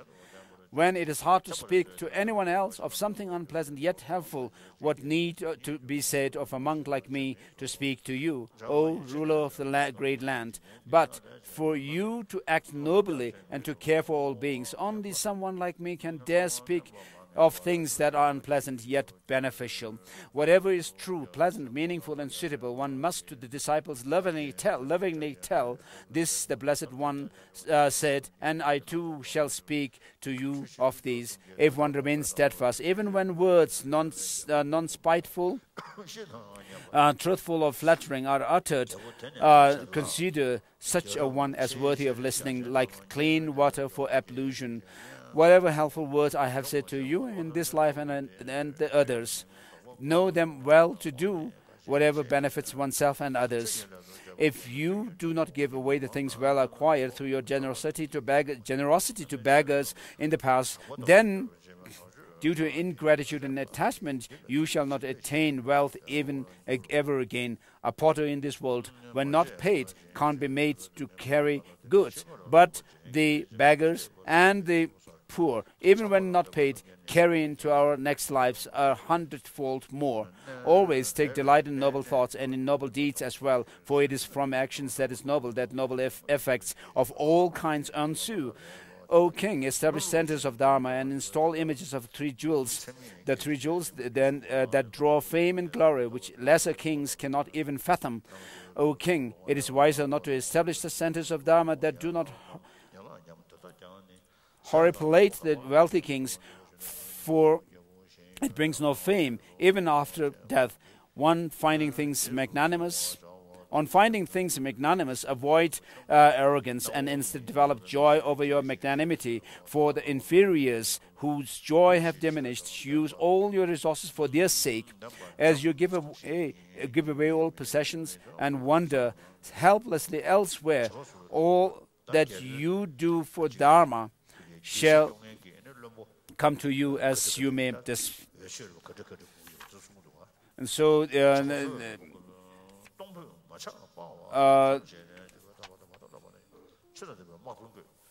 these verses now show the qualifications of ministers and people who work under the king.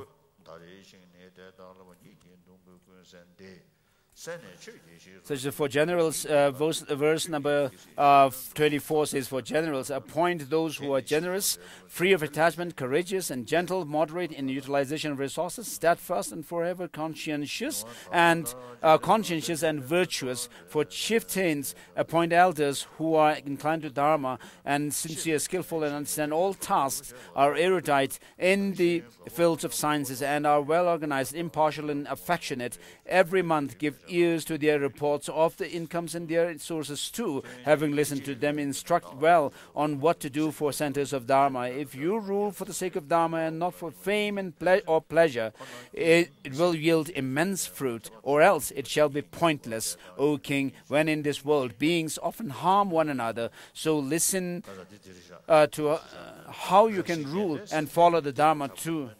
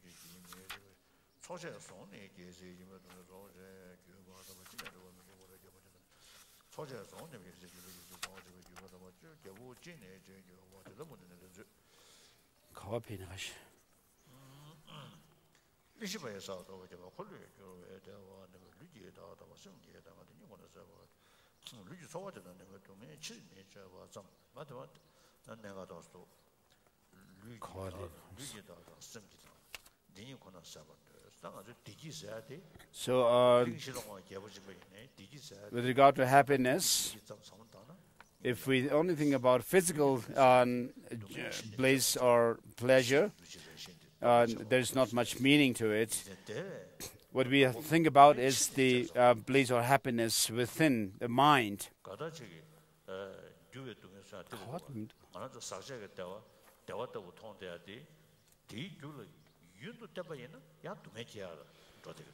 So the impure or contaminated pleasure are something which gives some pleasure, but if you rely on them too much, then you get problems. For example, if you are cold and you sit in the sun, you'll feel some relief. But then if you sit in the sun too long, you'll feel hot and burnt. And similarly, it is the case when you are feeling hot, you go into shade, to shade, and then you will feel some coolness. And then if you sit in the cold too long, that also gives problems. And so this kind of worldly, mundane pleasures, if you rely on them too much, then they also become cause of suffering.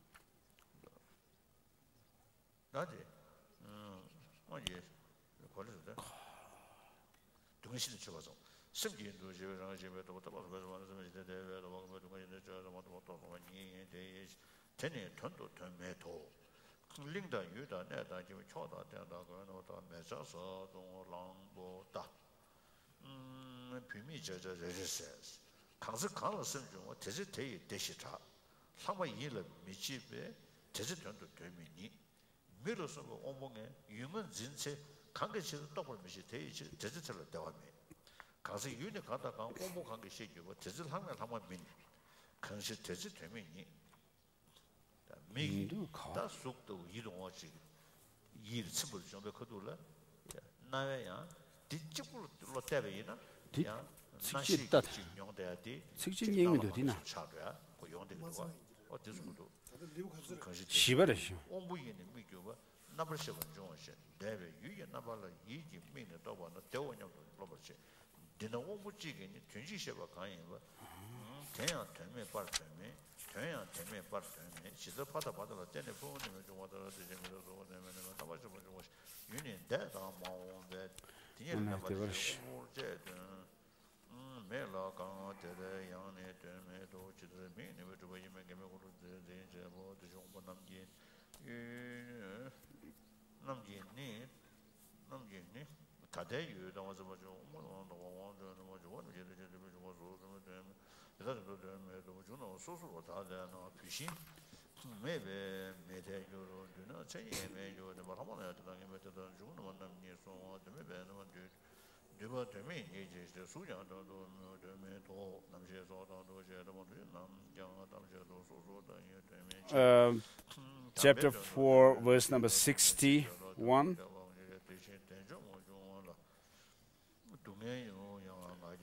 62, which says pain is externally altered, it is misconstrued as pleasure. Likewise, when pleasure is destroyed, it is misconstrued as pain.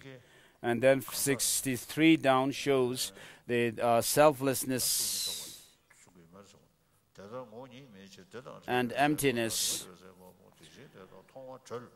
Since they are essentially unreal, avoid cravings for want of pleasure and rid your cravings to end all pain. One who sees this finds liberation. If asked, who sees them? It is the mind that sees. Though conventionally, without mental factors, mind does not arise, not ultimately existent. And verse number 65 says, realizing how beings are actually unreal, one will, like a fire denied of fuel, read the basis of and grasping of existence, and will then attain nirvana. And next verse is that even bodhisattvas, having retained this, resolve to seek enlightenment. Just as the Shravakas and Pratyeka Buddhas attained their nirvana through the practice, cultivation of wisdom, realizing selflessness and emptiness, and yet compassion alone binds them to samsara until they are enlightened, the bodhisattvas. And then to those who criticize, who say that the Mahayana is not a teaching of the Buddha, here is the answer, response. In the Mahayana, the Tathagatas have well explained the factors for becoming a bodhisattva, yet those with utter ignorance deride them through intense spite. By not knowing the qualities of faults, misconceiving qualities as faults, or detesting these qualities, one derides the Mahayana. To harm others is faulty, to help others is righteous. So, who knowingly deride Mahayana are known to hate righteousness. Verse number 70, remaining unconcerned with one's goals and rejoicing one's goal and rejoicing in the act of helping others is Mahayana precept, the source of all goodness. By deriding this, you shall be ruined. The faithful might fail in their understanding, yet others may be overcome by hatred. When even the faithful are incinerated, what needs be said about those with hatred? When poison can counter poison, according to some medical treatises, why would pain not rid themselves pain, as there seems no difference? As mind precedes all dharmas, it is held to be primary. When mere pain can turn beneficial, then why would mind dispose to helping not benefit?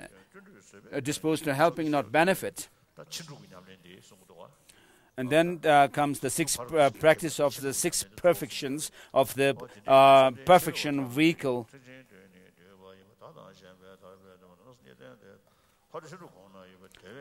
From verse number 80 down, which says, since the nature of generosity, discipline, patience, effort, concentration, wisdom, and compassion are associated with Mahayana, what fault can be spoken of these? Discipline and generosity benefit others. Effort and patience benefit others. The concentration and wisdom lead to liberation, benefit oneself. Concentration and wisdom lead to liberation. This, in brief, summarizes the teaching of the Mahayana. In brief, whatever the Buddha taught about ways to benefit oneself and others and attain liberation. And so the teachings on emptiness that are taught in the Perfection of Wisdom Sutras should not make you unhappy. Are all contained in these 6 perfections. So these, in fact, the Buddha's teaching.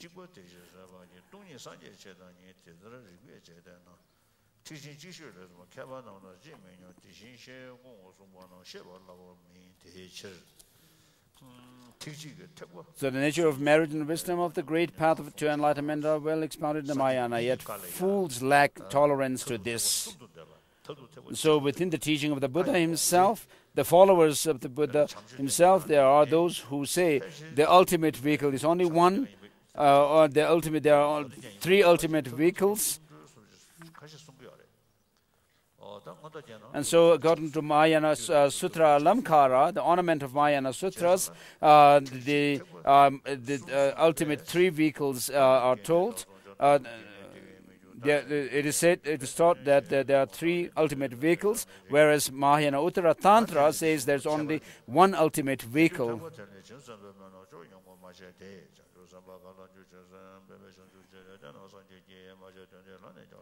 And so His Holiness was commenting on verse number 87, which says, if you consider emptiness as Buddha's greatness and see it as irrationally valid, and why do you learned ones not consider Mahayana to be just similar?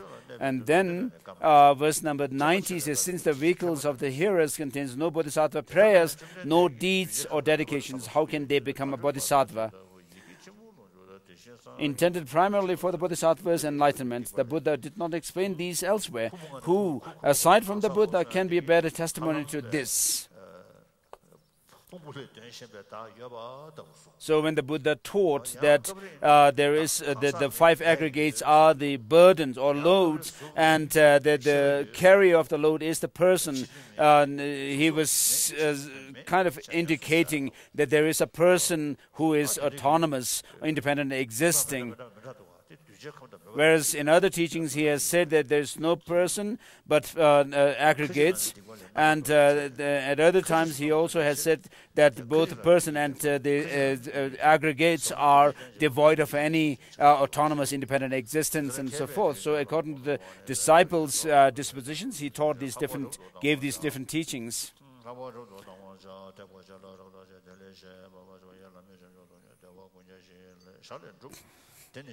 So blessed with the concept of noble truths and the conducive factors for enlightenment, the fruits of the Buddha are by far superior to those of the hearers. And the ways engaging in the bodhisattva deeds are taught in the collections of the sutras and so forth. And His Holiness finished the 4th chapter. And then next comes the deeds of the bodhisattvas, the 5th chapter, which is the teaching on how to attain the goal of bodhisattvas quickly.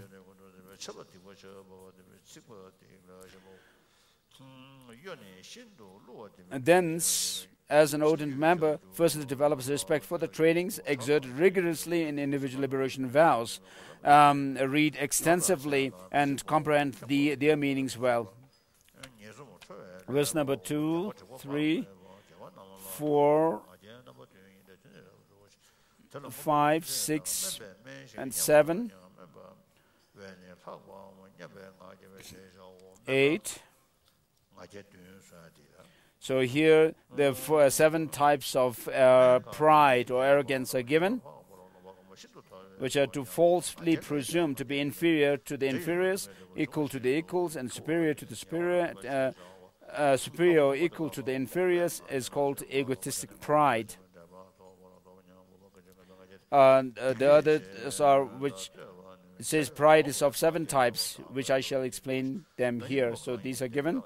Misconstruing oneself as superior or equal for any qualities is pride of superiority. Thus, one assumes oneself to be superior to even those exceedingly superb. And then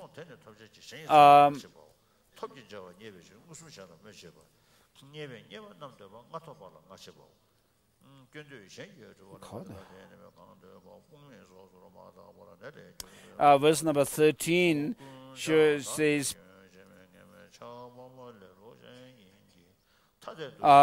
13 down shows the wrong livelihood. Pretension is to restrain from senses that crave for offerings and respect. Flattery, as mentioned, is to speak pleasantly for the sake of offerings and respect. Implicit begging is to praise others' possessions in order to obtain them. Coercive misappropriation is to deride others brazenly in order to obtain their wealth. Seeking things by citing earlier acquisitions is to praise what has not been formerly received. Criticism is to reiterate each and every mistake of others. Timidity is induced by frailty due to lack of self-evaluation. Obsession for undesirable things is for the indolent ones. Discrimination is a mental attitude shrouded by the darkness of desire and hatred. Not subjecting anything to mental consideration is explained as indifference of attitude. Laziness over agreeable activities results in loss of respect. Inappropriate consideration to the superior and the blessed ones make one an immoral person. Clinging is a minor, ever-abiding fetter arising from desire and attachment in the realm of desire, while intense clinging is a major, ever-binding fetter that is caused by desire. Desire is a mind infused with desire and attachment that is attached to one's own possessions. Inappropriate covetousness is to yearn for others' possessions. Unchaste desire for inappropriate person is to lewdly praise women one must avoid. Hypocrisy is to feign good qualities, though one craves for evil and lacks such qualities. Insatiable desire is extreme craving that lacks the joy of contentment. Ambition for power tempts one to brag over one's qualities in all ways possible. Intolerance is an inability to forbear when harmed or overcome by suffering. Irreverence is an act of disrespect towards the deeds, preceptors, and teachers.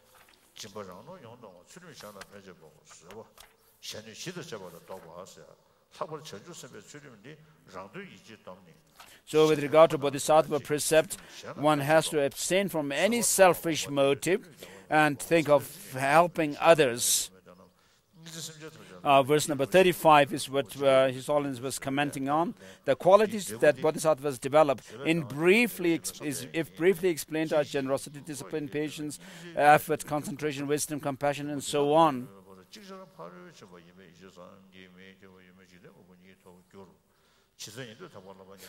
Verse number 34 says, these, the Bodhisattvas, must fully abandon, while those ordained must abandon even more.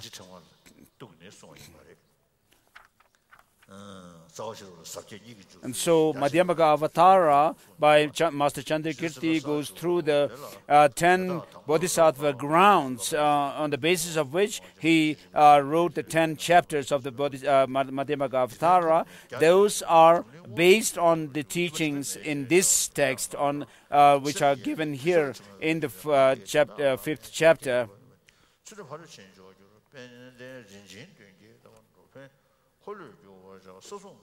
So from generosity comes prosperity, discipline brings happiness, patience results in good complexion, effort brings splendor, concentration secures peace, wisdom provides freedom. Through compassion, all your wishes shall be accomplished. By simultaneously perfecting in all these 7 practices, one attains lordship over the universe, the source of the inconceivable wisdom. Just as in the hearer's vehicle, 8 grounds of the hearers are explained, so too in the Mahayana vehicle, 10 grounds of Bodhisattvas are explained. First of these is extremely joyous, as it brings joy to the Bodhisattvas. Having abandoned 3 ever-abiding factors, one is born in the lineage of the Tathagata. Through the process of its maturation, one excels in perfection of generosity, causing 100 worlds to shudder. One becomes a great ruler of the world. The second is called immaculate, as all 10 actions of body, speech, and mind become wholly immaculate, wherein one spontaneously abides. Through the process of its maturation, one excels in perfection of discipline, gaining possession of the 7 precious objects. One becomes a kind, universal monarch. One will also become skillful in abandoning corrupt morality of sentient beings. The third is called luminous, as peaceful rays of wisdom emit forth. Developing concentration, cleverness, attachment, and anger will completely cease. Through the process of its maturation, one primarily engages in patience and effort. Having become the king of gods, one eradicates essential cravings of the desire realm. The fourth is called the radiant. The fifth is called indomitable. The sixth is called great advancement, and the seventh is called gone afar. The eighth is called ground of youthfulness, and the ninth is called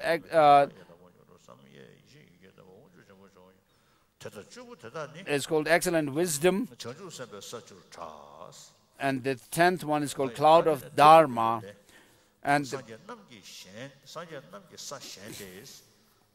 so these are the Bodhisattva 10 Bodhisattva grounds. Verse number 61 down. The grounds of the Buddhas are different, as they are incomparable in everywhere. The Buddha's greatness can be merely explained through the possession of the 10 powers, where each power is as infinite as the countless sentient beings. So, from verse number 65 down, shows the 7-limb practice, which we, if we could recite it as part of the 7-limb practice, it would be good.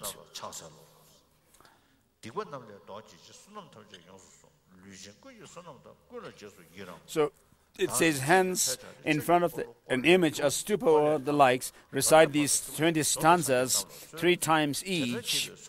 With deep veneration, I always seek refuge in the Buddha, Dharma, and Sangha, and the Bodhisattvas as well. To these objects of worship, I humbly prostrate. Refraining from non-virtuous actions, I shall thoroughly uphold all virtues. I shall deeply rejoice for all the merits the embodied beings may well possess. With head bowed and palms put together, I pray to the fully accomplished Buddhas to turn the wheel of Dharma and live for as long as sentient beings, with merits accumulated through such acts, or any actions I may or may not have done. May all sentient beings fully attain the unsurpassed mind of enlightenment. And then in certain teachings, like in the Sutrayana, it is said that in order for one to become a Buddha for the first called fresh, one must be a male.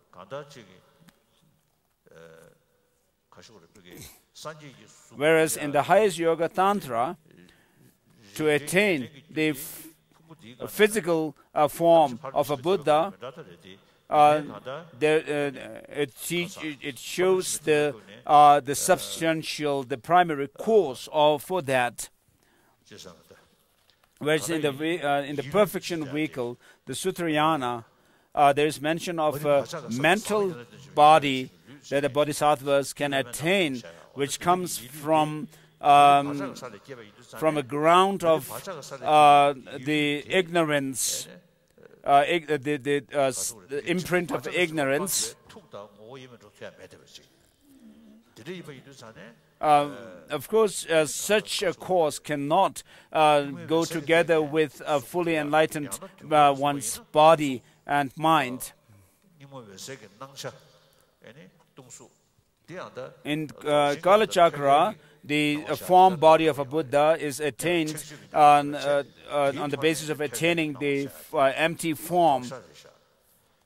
And then in the Nyingma teaching also, there's a very similar teaching of attaining the form body.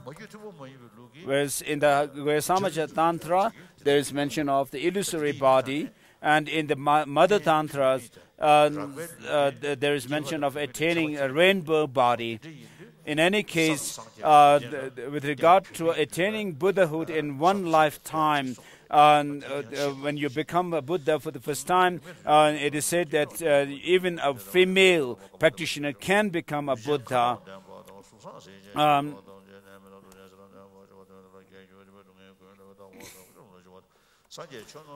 So having acquired immaculate senses and overcome the sense states without leisure, may all beings enjoy freedom of actions and take delight in excellent livelihood. May all embodied beings possess precious jewels and have innumerable resources that do not exhaust the world. May all women at all times become men per excellence.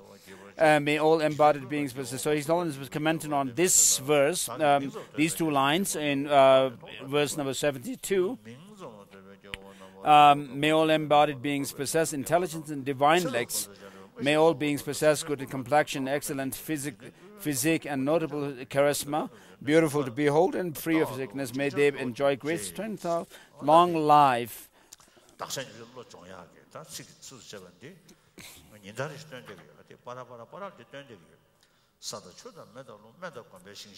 So after verse number 83, like water, fire, like earth, water, fire, wind, medicine, and wood of the wild, may all beings always find joy freely and without obstructions. May, this verse I always recite in order to cultivate bodhicitta within myself. May I be precious like life to all beings, and they be more precious to me. May their negativity ripen upon me, and may all their merits, may all my merits ripen upon them. As long as even a few beings remain in bondage here or elsewhere, until then may I too remain, even if I have attained enlightenment. If merits attained from such expressions were to assume form, it would be as much as the sands in the Ganges, as many sand grains in the Ganges that even the world could not contain. This is what the Blessed One taught, and this is where rationality is sought.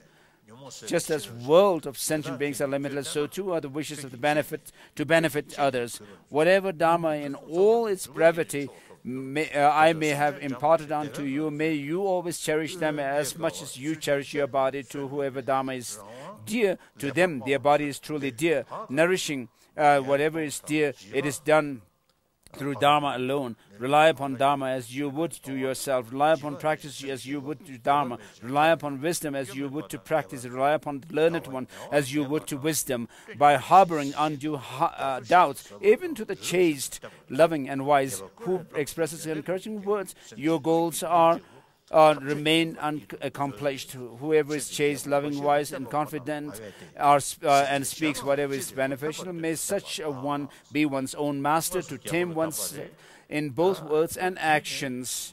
Know briefly.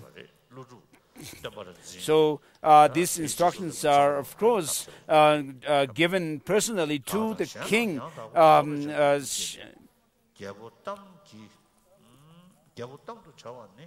Satakarni or Gautami Putra, but indirectly Master Nagarjuna was actually advising us as well.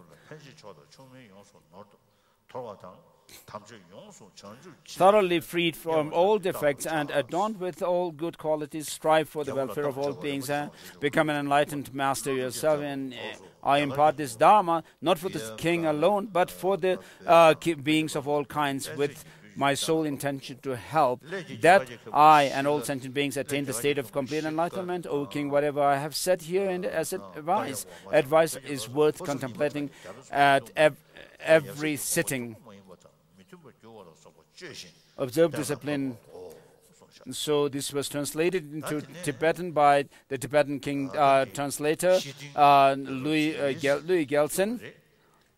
Later, in Indian Master Kanaka Varma and Tibetan translator Pasab Nyema Tak amended the text in comparison with 3 extant Indian editions.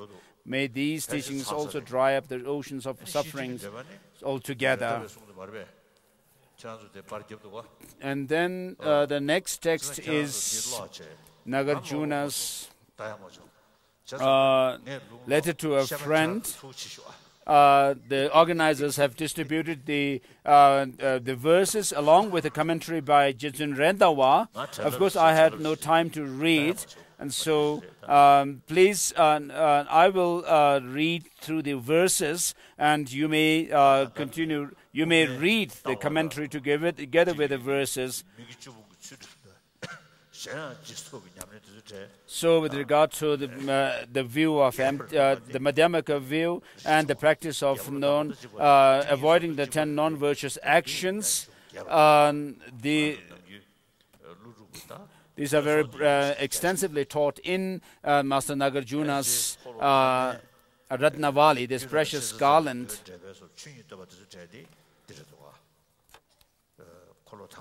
So Master Nagarjuna's texts like Dharma Dhatu Stova, in praise of the Dharma Dhatu, are the teachings called explanation of the teachings like which pertain to the third turning of the wheel of Dharma.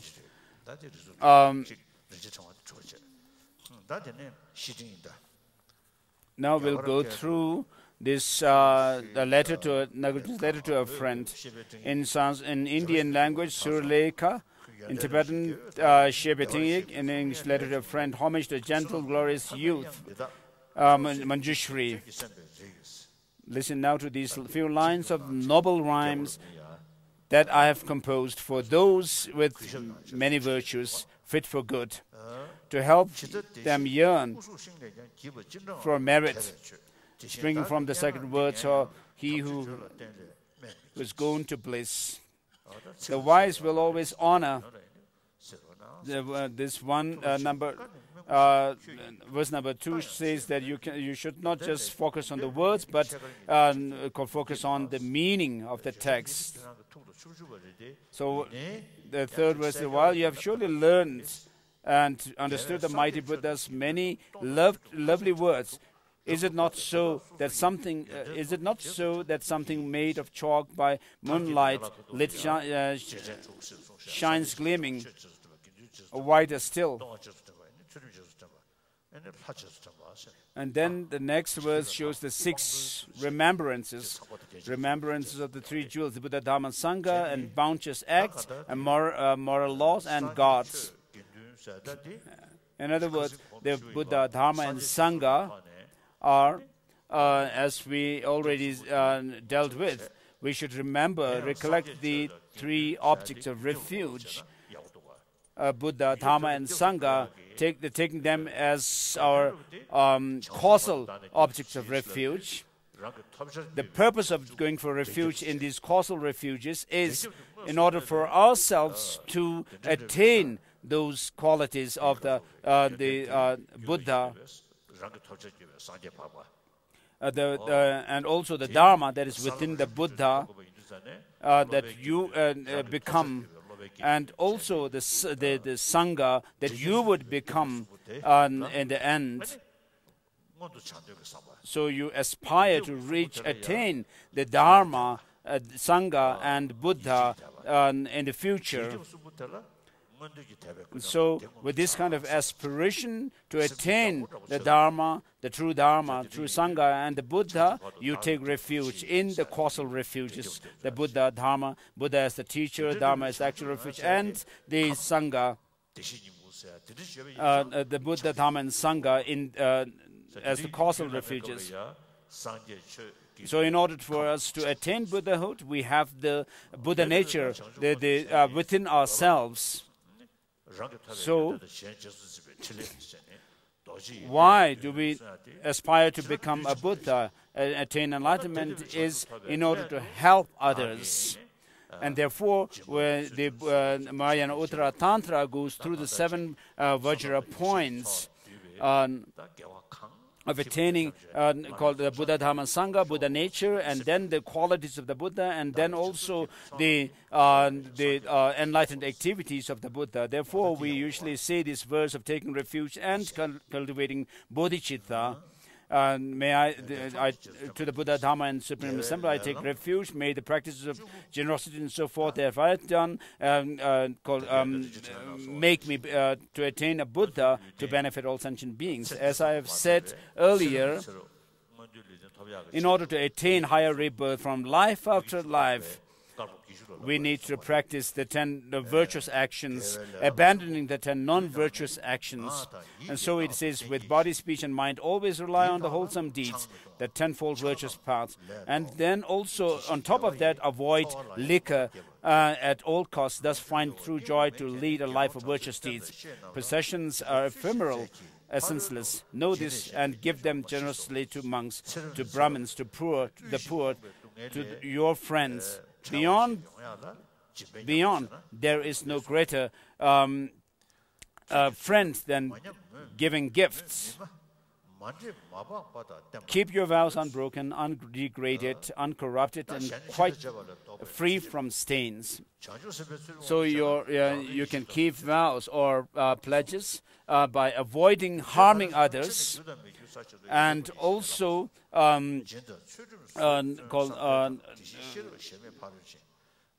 keeping the bodhisattva vows as well. Just as the earth, the base for all that still or moves, or on discipline, it is said, is founded all that's good. Generosity and discipline, patience, diligence, concentration, wisdom, that knows thusness, those measureless perfections make them grow and be a mighty conqueror who has crossed samsaras and sea. Verse number 9.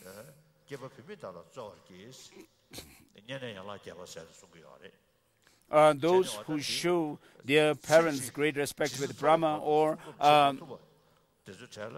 master will be linked. By venerating them, they'll win repute. In future, they'll attain the higher realms. Eschew all harms. Don't steal, make love, or lie. Abstain from drink, ultimate untimely greed for food, indulging in high bets and singing too. Refrain from dancing or adornments. Shun. And then he's almost commenting on this verse number 11, which deals with the 8 branch vows of a layperson with vows. So if you do not respect others, of course you will cause harm to them. As it is said, hold yourself the lowest amongst all when you are amongst others, and then you will be able to respect others. So if you have arrogance, you will not be if you have arrogance, you'll be reckless. And so it says arrogance, attachment, hate, and pride. Such traits are seen as enemies of good. Carefulness is the way to deathlessness, while carelessness is death, the Buddha taught. And thus, so that your virtuous deeds may grow, be careful constantly and with respect. So verse number 16, he has abused me, struck. So abused here refers to call others actually belittling you, disregarding you. And all my money too he has purloined. To harbor such resentment leads to strife. Give up your grudge and sleep where sleep will easily come.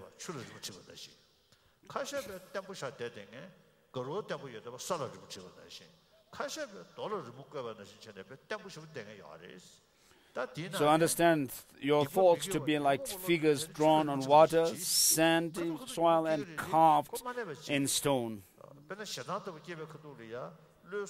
So with regard to non-virtuous actions or karmas that you create, they should be like patterns drawn on water. They just disappear quickly. And so if you look at when you are angry, for example, and if you watch your mind at that point, as it is taught in the Dzogchen teachings, it is said that in the Dzogchen teachings, you should not be carried away by the anger itself, but just focus your mind on the luminous nature of the mind, the basic luminous nature it has.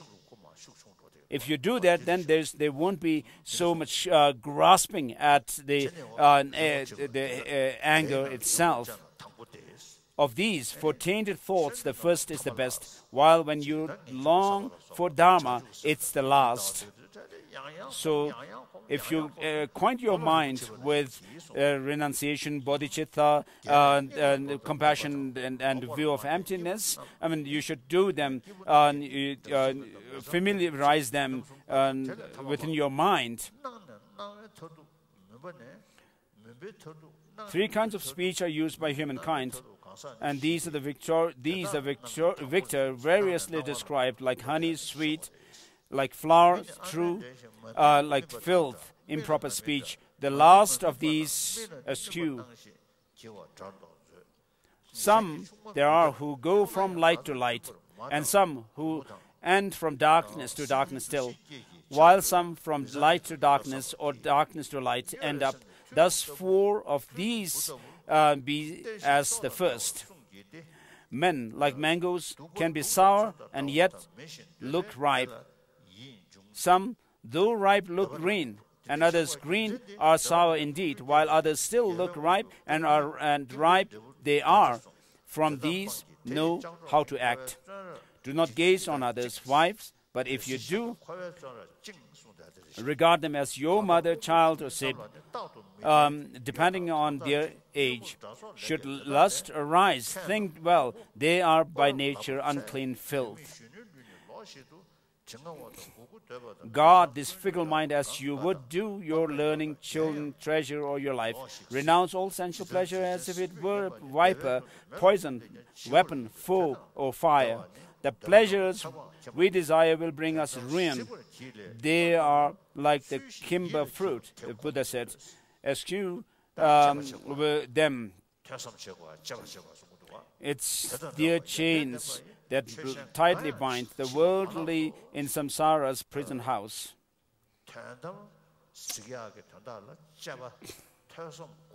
In order to see the ultimate reality, one needs to engage in listening to the teachings, reflecting on the teachings with strenuous effort, and then meditate on it.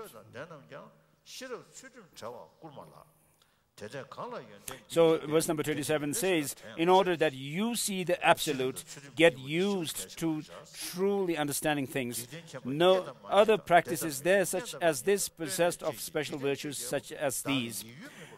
To those possessed of reading, learning, handsome looks, who have wisdom, neither discipline nor need to know, and so forth. And then the 8 worldly concerns are shown in verse number 29. So these doesn't help you, but actually cause more problems and difficulties to you. If you are able to actually do the practice rightly, then you should not be able to make yourself be swayed by these 8 worldly concerns. It says, you who know the world, take gain and loss, or bliss or pain, or kind words and abuse, or praise and blame. These 8 mundane concerns, make them the same, and don't disturb your mind.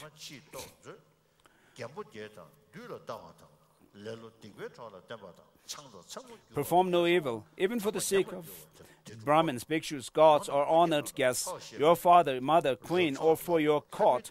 The ripened fruit in hell is for you alone.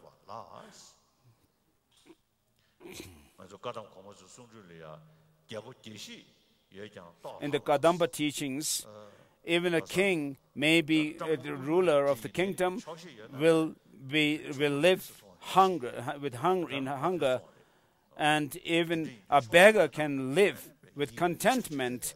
With contentment, a beggar can live very happily. Of all great wealth, contentment is supreme, said he who taught and guided gods and men. So always be content. Be content. If you know this, you have no wealth. True riches you'll have found. Kind sir, to own a lot brings so much misery. There is no such grief for those with few desires. The more the Naga lords possess of heads, the more their headache, the more they have of cares. And then a wife who, like a sister, follows you, affectionate like a true and loving friend, supportive like a mother, obedient like a maid, she must be honored like a family god. So this shows how one's spouse should be. Take food as medicine in the right amount, without attachment, without hatefulness. Don't eat for vanity, for pride or ego's sake. Eat only for your body's sustenance.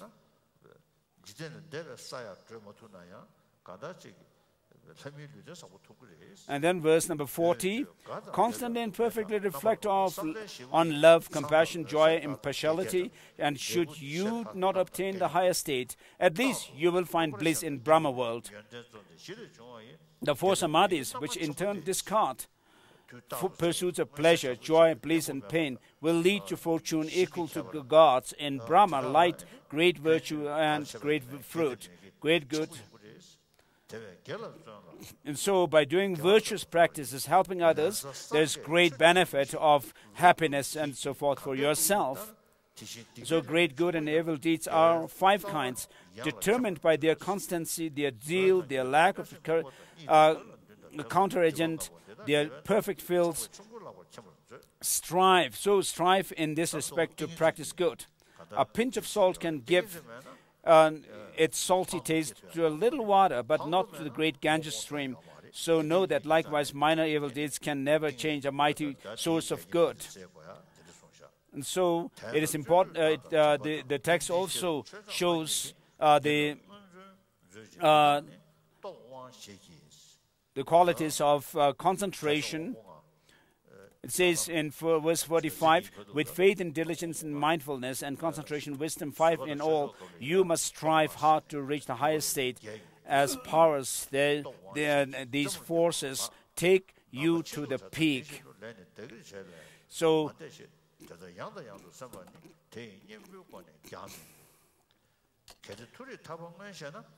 these are dealing with the 4 stages of the path of preparation.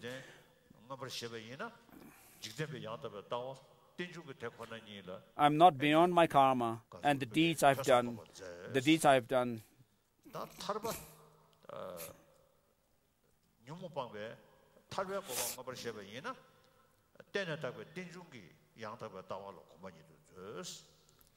So if you wish to attain highest, the definite goodness, then you should actually acquaint yourself with the understanding of the paths leading to that goal.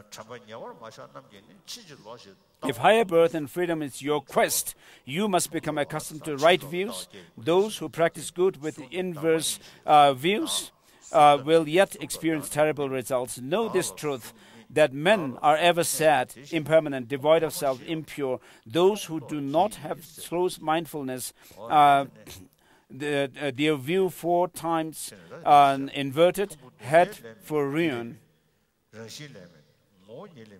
A form is not the self, the Buddha taught, and self does not have form, nor dwell in form, while form dwells not in self. Thus you must see the 4 remaining aggregates are empty too. And then verse number 50 also.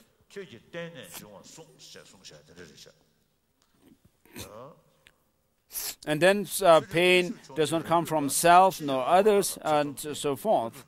The verse number 50 says the aggregates are not a simple whim, for neither time nor nature do they come. From neither nor time do they come, nor by themselves, from God, or without cause. Their source, you ought to know, is ignorance. From karmic deeds and craving have they come. Of course, you can admire the Sangha, the Buddha, and so forth, but they don't bring your the liberation to you by themselves. What you should do is practice the Dharma. The qualities that you develop within yourself can actually lead you to liberation. To feel that one is ethically superior, to view one's body wrongly, and to doubt, with these three factors, you should understand the way through the Freedom City gates is blocked.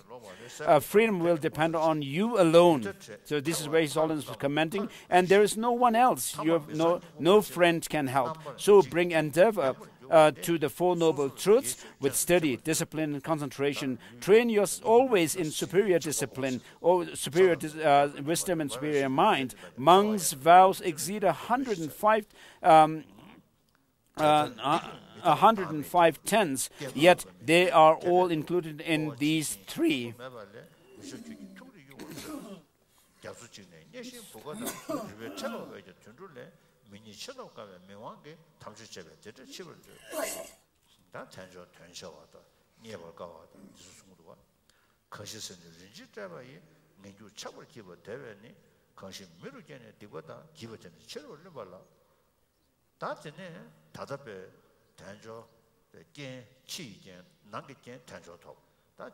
So at this time we have attained the superior form, and then to create the internal causes.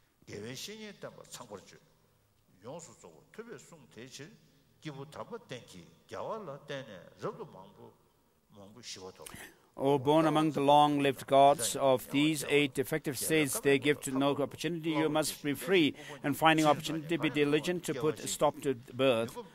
O gentle sir, to make your disenchantment grow with this samsara, source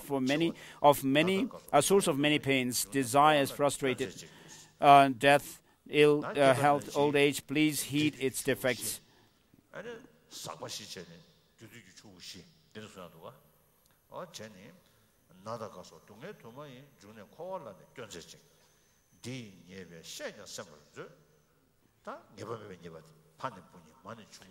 And then think about the fault of samsara. Men who have fathers, sons, in turn are sons, and mothers, likewise daughters. Bitter foes turn into friends. The converse too is true. Because of this, samsara is never sure. Know that every being has drunk more milk than all the 4 great oceans could contain, and still, by emulating common folk, they'll circle, drinking ever more and more. So this shows that these pleasures of samsara is something which is endless. You can never be contented with. And a heap of all bones each being has left would reach to Meru's top or even higher. That to count one's mother's lineage with pills the size of berries, the earth would not suffice. Indra, universally revered, will fall again to the earth through action's force, and he who ruled the universe as king will be a slave within samsara's wheel. For ages it was rapture to caress the lovely breasts and waists of heaven's mates. Now one will bear the terrible caress, the crush, the slash, and tear of hell's machine. For years you might have stayed on Meru's crest, delighting as it yielded underfoot. But think now of the torment that will strike, to wade through glowing coals and rotten flesh. Those who in the joyous garden played, and in beauty's grove were served by heaven's mates, will come to woods of trees with sword-like leaves, and cut their heads and feet, their ears and nose. So these show the different states of hell realms. Among the golden lotuses and lovely mates, they bathed in heavenly gently flowing pools, but into hell's own water will they plunge, the scalding, caustic river none can ford. 미세 덴베 카남 톡 그지 심부 불원 나서다 정부 시장 정부 출인 지자다人미세 마수 칠친베 사월티지 저도 명한데 그진 당매 말을 소소니 So verse number 80 down.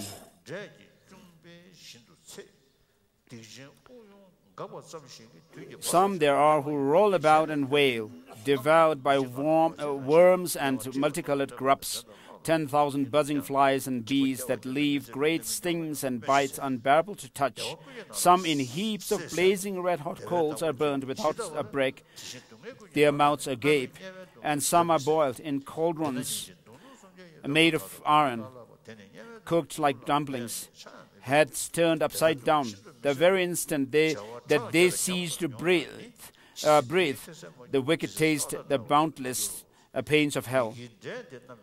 And he who hearing this is not afraid, and thousandfold is truly diamond hard.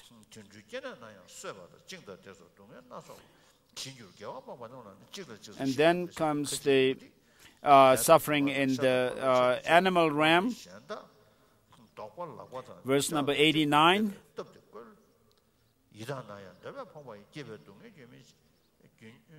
And then the hungry goats ram. Verse number 91.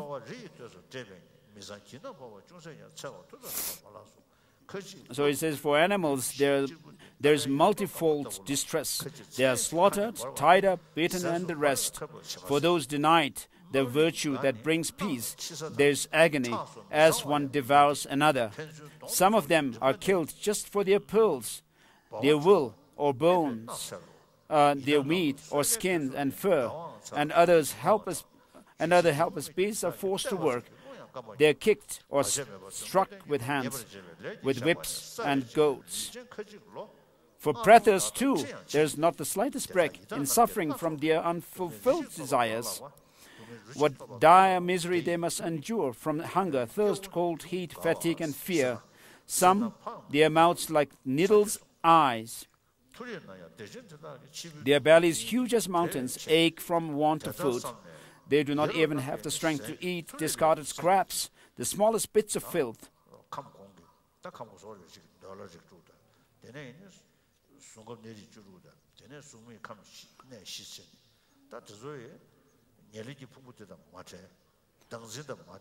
And so all the realms of existence, such as the four formless realms, the 16 different states, realms are within the concentration realm, and then also the desire realm. I mean, because of our grasping at self, we are not free from suffering.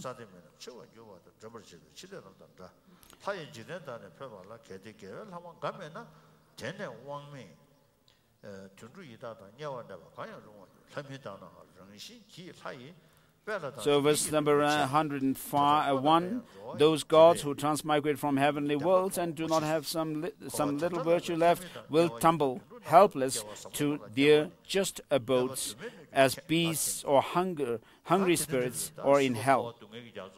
And so samsara is like this, and thus we are born as gods, as humans, denizens in hell, as gods, animals, but you should know that birth is not good, a pot of many ills.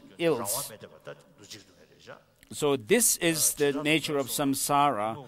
We have the suffering, the painful experiences that are obvious to us as being undesirable, and then the changeable suffering. And mainly, we should think about this suffering in terms of how we are brought about in this samsara through our delusions and karma, which is to say this existential pervasive suffering. The root of all these kind of birth, the moment we are born in samsara, we are bound by suffering. So we need to think about how to think about freeing ourselves from it. So we should know how we are bound, what has actually bound us, what binds us in this samsara, in this within this bondage of our psychophysical aggregates which have come from karma and delusions. So, as long as you wish to reach enlightenment, or there's no way other than meditating on selflessness. The view of selflessness must be generated within yourself. In the Prajnaparamita Sutras, it is said that this was the Shravakas, Pratyeka Buddhas, and those also wishing to cultivate the path of Bodhisattvas must cultivate within themselves this view of selflessness or emptiness. So in order to do that, of course, without making some move, nothing can happen. So you need to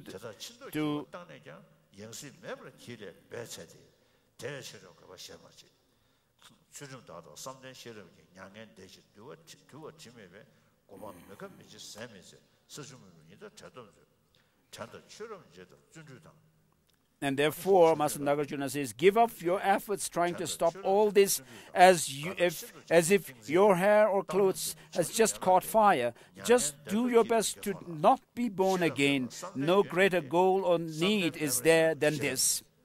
With discipline and concentration, wisdom too, attain nirvana, peaceful, disciplined, immaculate, unaging, deathless, inexhaustible, and quite distinct from earth, water, fire, wind, sun, and moon. Mindfulness, mind discernment, diligence, a joyful mind, and flexibility, concentration, evenness. These 7 limbs are elements that lead to Buddhahood. Lacking wisdom, concentration fails, and without concentration, wisdom too.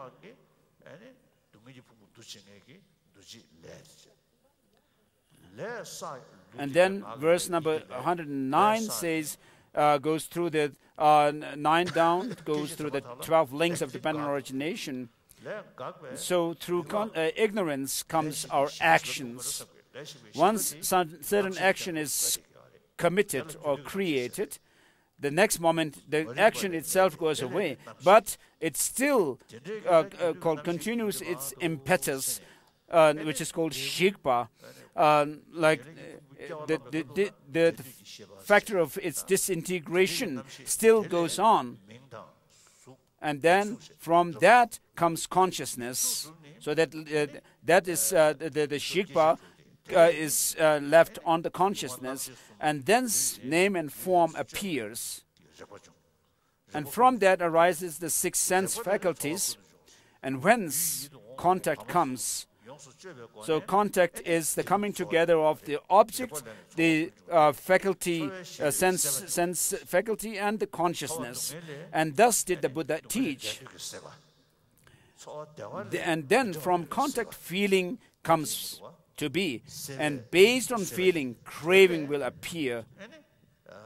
And so because of our sensation, what happens is when they are pleasant, we crave for that. And so craving will appear. And again, from craving, grasping will be born. And then becoming. And so the karmic imprint, or the shikpa, the disintegration of the karmic action that is left on the consciousness earlier, is now intensified or revitalized by craving and grasping, and therefore the becoming happens. And then from there is birth. And then once there is birth, comes misery untold, and sickness, aging, wants, frustrated, death, decay. In short, the whole great mass of pain. If birth is stopped, all this will be no more. So if you want suffering to stop, you need to stop birth. And so, in order to stop this whole chain of pain and samsara, you need to stop this chain of called birth, age, and aging, and so forth. Within the treasury of Buddha's words, there's none so precious, so profound as this. And those who see that things dependently arise do see the Buddha, perfect knower of the truth. And then the eightfold noble path is shown. Perfect view and livelihood with effort, mindfulness, concentration, perfect speech and conduct, perfect thought. The path's eight limbs. To find true peace, please meditate on them. So you should generate or cultivate a path or the view of selflessness, which is not tainted by distorted views.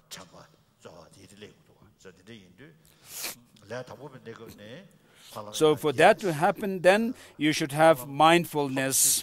And in order to for the mindfulness and concentration and so forth to happen, to go correctly, one should have effort and a good livelihood and so forth, good conduct.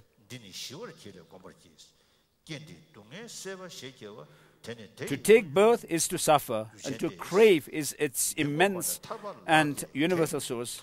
Making craving cease, and freedom will be yours. To achieve that, take the Eightfold Noble Path. For you to see that these same Four Noble Truths, you must strive hard to practice constantly. Even worldly men with fortune in their laps, through knowledge crossed that river, troubled states. And even those who realized the truth did not fall from the heavens, nor emerge like crops of corns from earth's dark depths, but once were ruled by its pleasures and were ordinary men. So the main advice the Master Nagarjuna is giving to the king is to have a peaceful and controlled, disciplined mind and careful, heedful state of mind. O fearless one, what need to tell you more?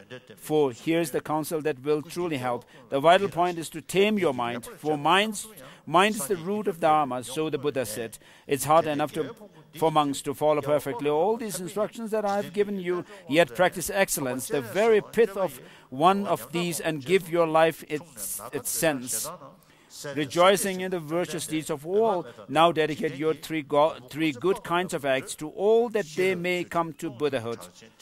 That they may come to Buddhahood. Then, by this mass of virtuous deeds, may you, in boundless lives in worlds of gods and men, be master of the yoga of all excellences. And like sublime Chandrasik, may you work to guide the many feeble, stricken souls, and thus may you take many births and dispel all ills, old age, desire and hatred in perfect Buddha field. In a perfect Buddha field, may you have infinite life and protector of the world, like Buddha, Amitabha, sublime Lord of the boundless light. And so this completes there's 123 verses, and this completes the letter to a friend written by the Sublime Master Nagarjuna to a friend, King Surabhibhadra, or Satakarani, or whatever the name is.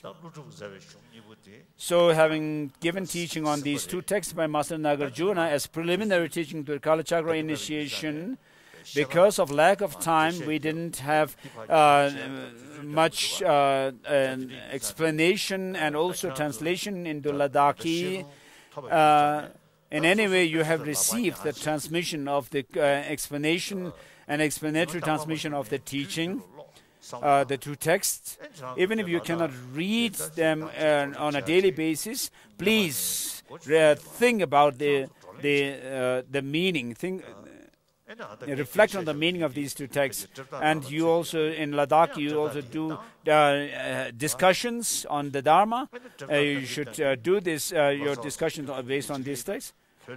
And then the teaching itself is recorded, and you can use the recording, and then maybe the translators, the Ladakhi interpreters can interpret it to the people gathered for discussion. So you have received a transmission And there is the oral transmission lineage of this text. The purpose of distributing the book that you have is in order for you to read and study them. And so read them sometimes, and make yourself familiar with these books.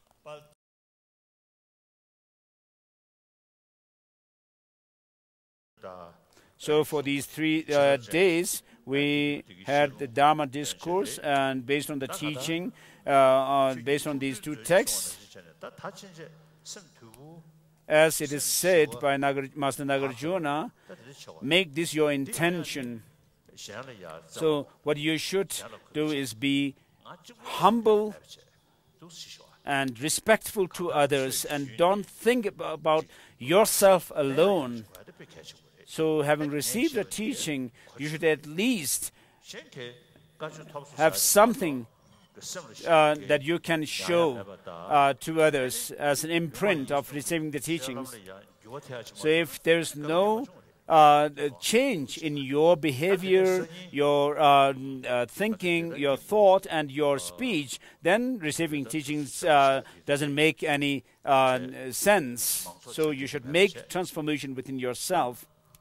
And tomorrow there's no teaching, and day after tomorrow, and the day and the next day after that, and then the next day we will do the Kalachakra initiation, in entering into the mandala, and then receiving the initiation of Kalachakra, having entered the mandala. So the rituals for the preparation of the Kalachakra initiation would be done in the mornings, and then the preliminary initiation of Kalachakra and so entrance into the mandala and so forth will be done in the afternoon. So since we are doing the Kalachakra initiation and the preliminary initiation in the afternoon, and it will be hot, if it's hot in the afternoon,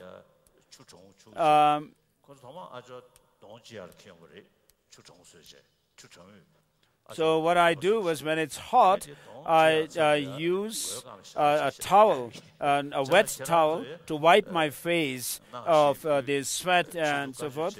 But instead of that, last time when I was in Mumbai, it was very hot, and so I asked the people to bring a towel which is soaked in water, and I put it on my head to cool myself down.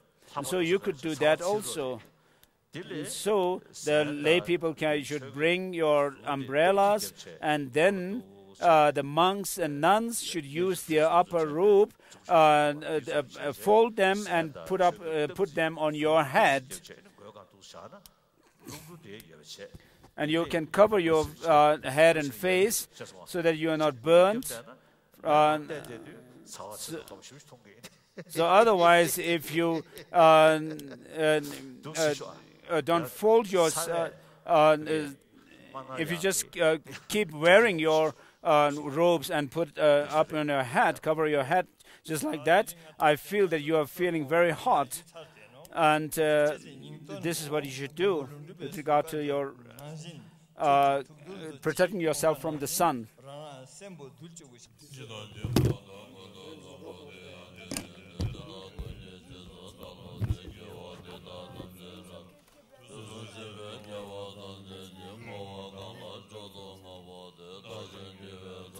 This is a verse of dedication. Yeah.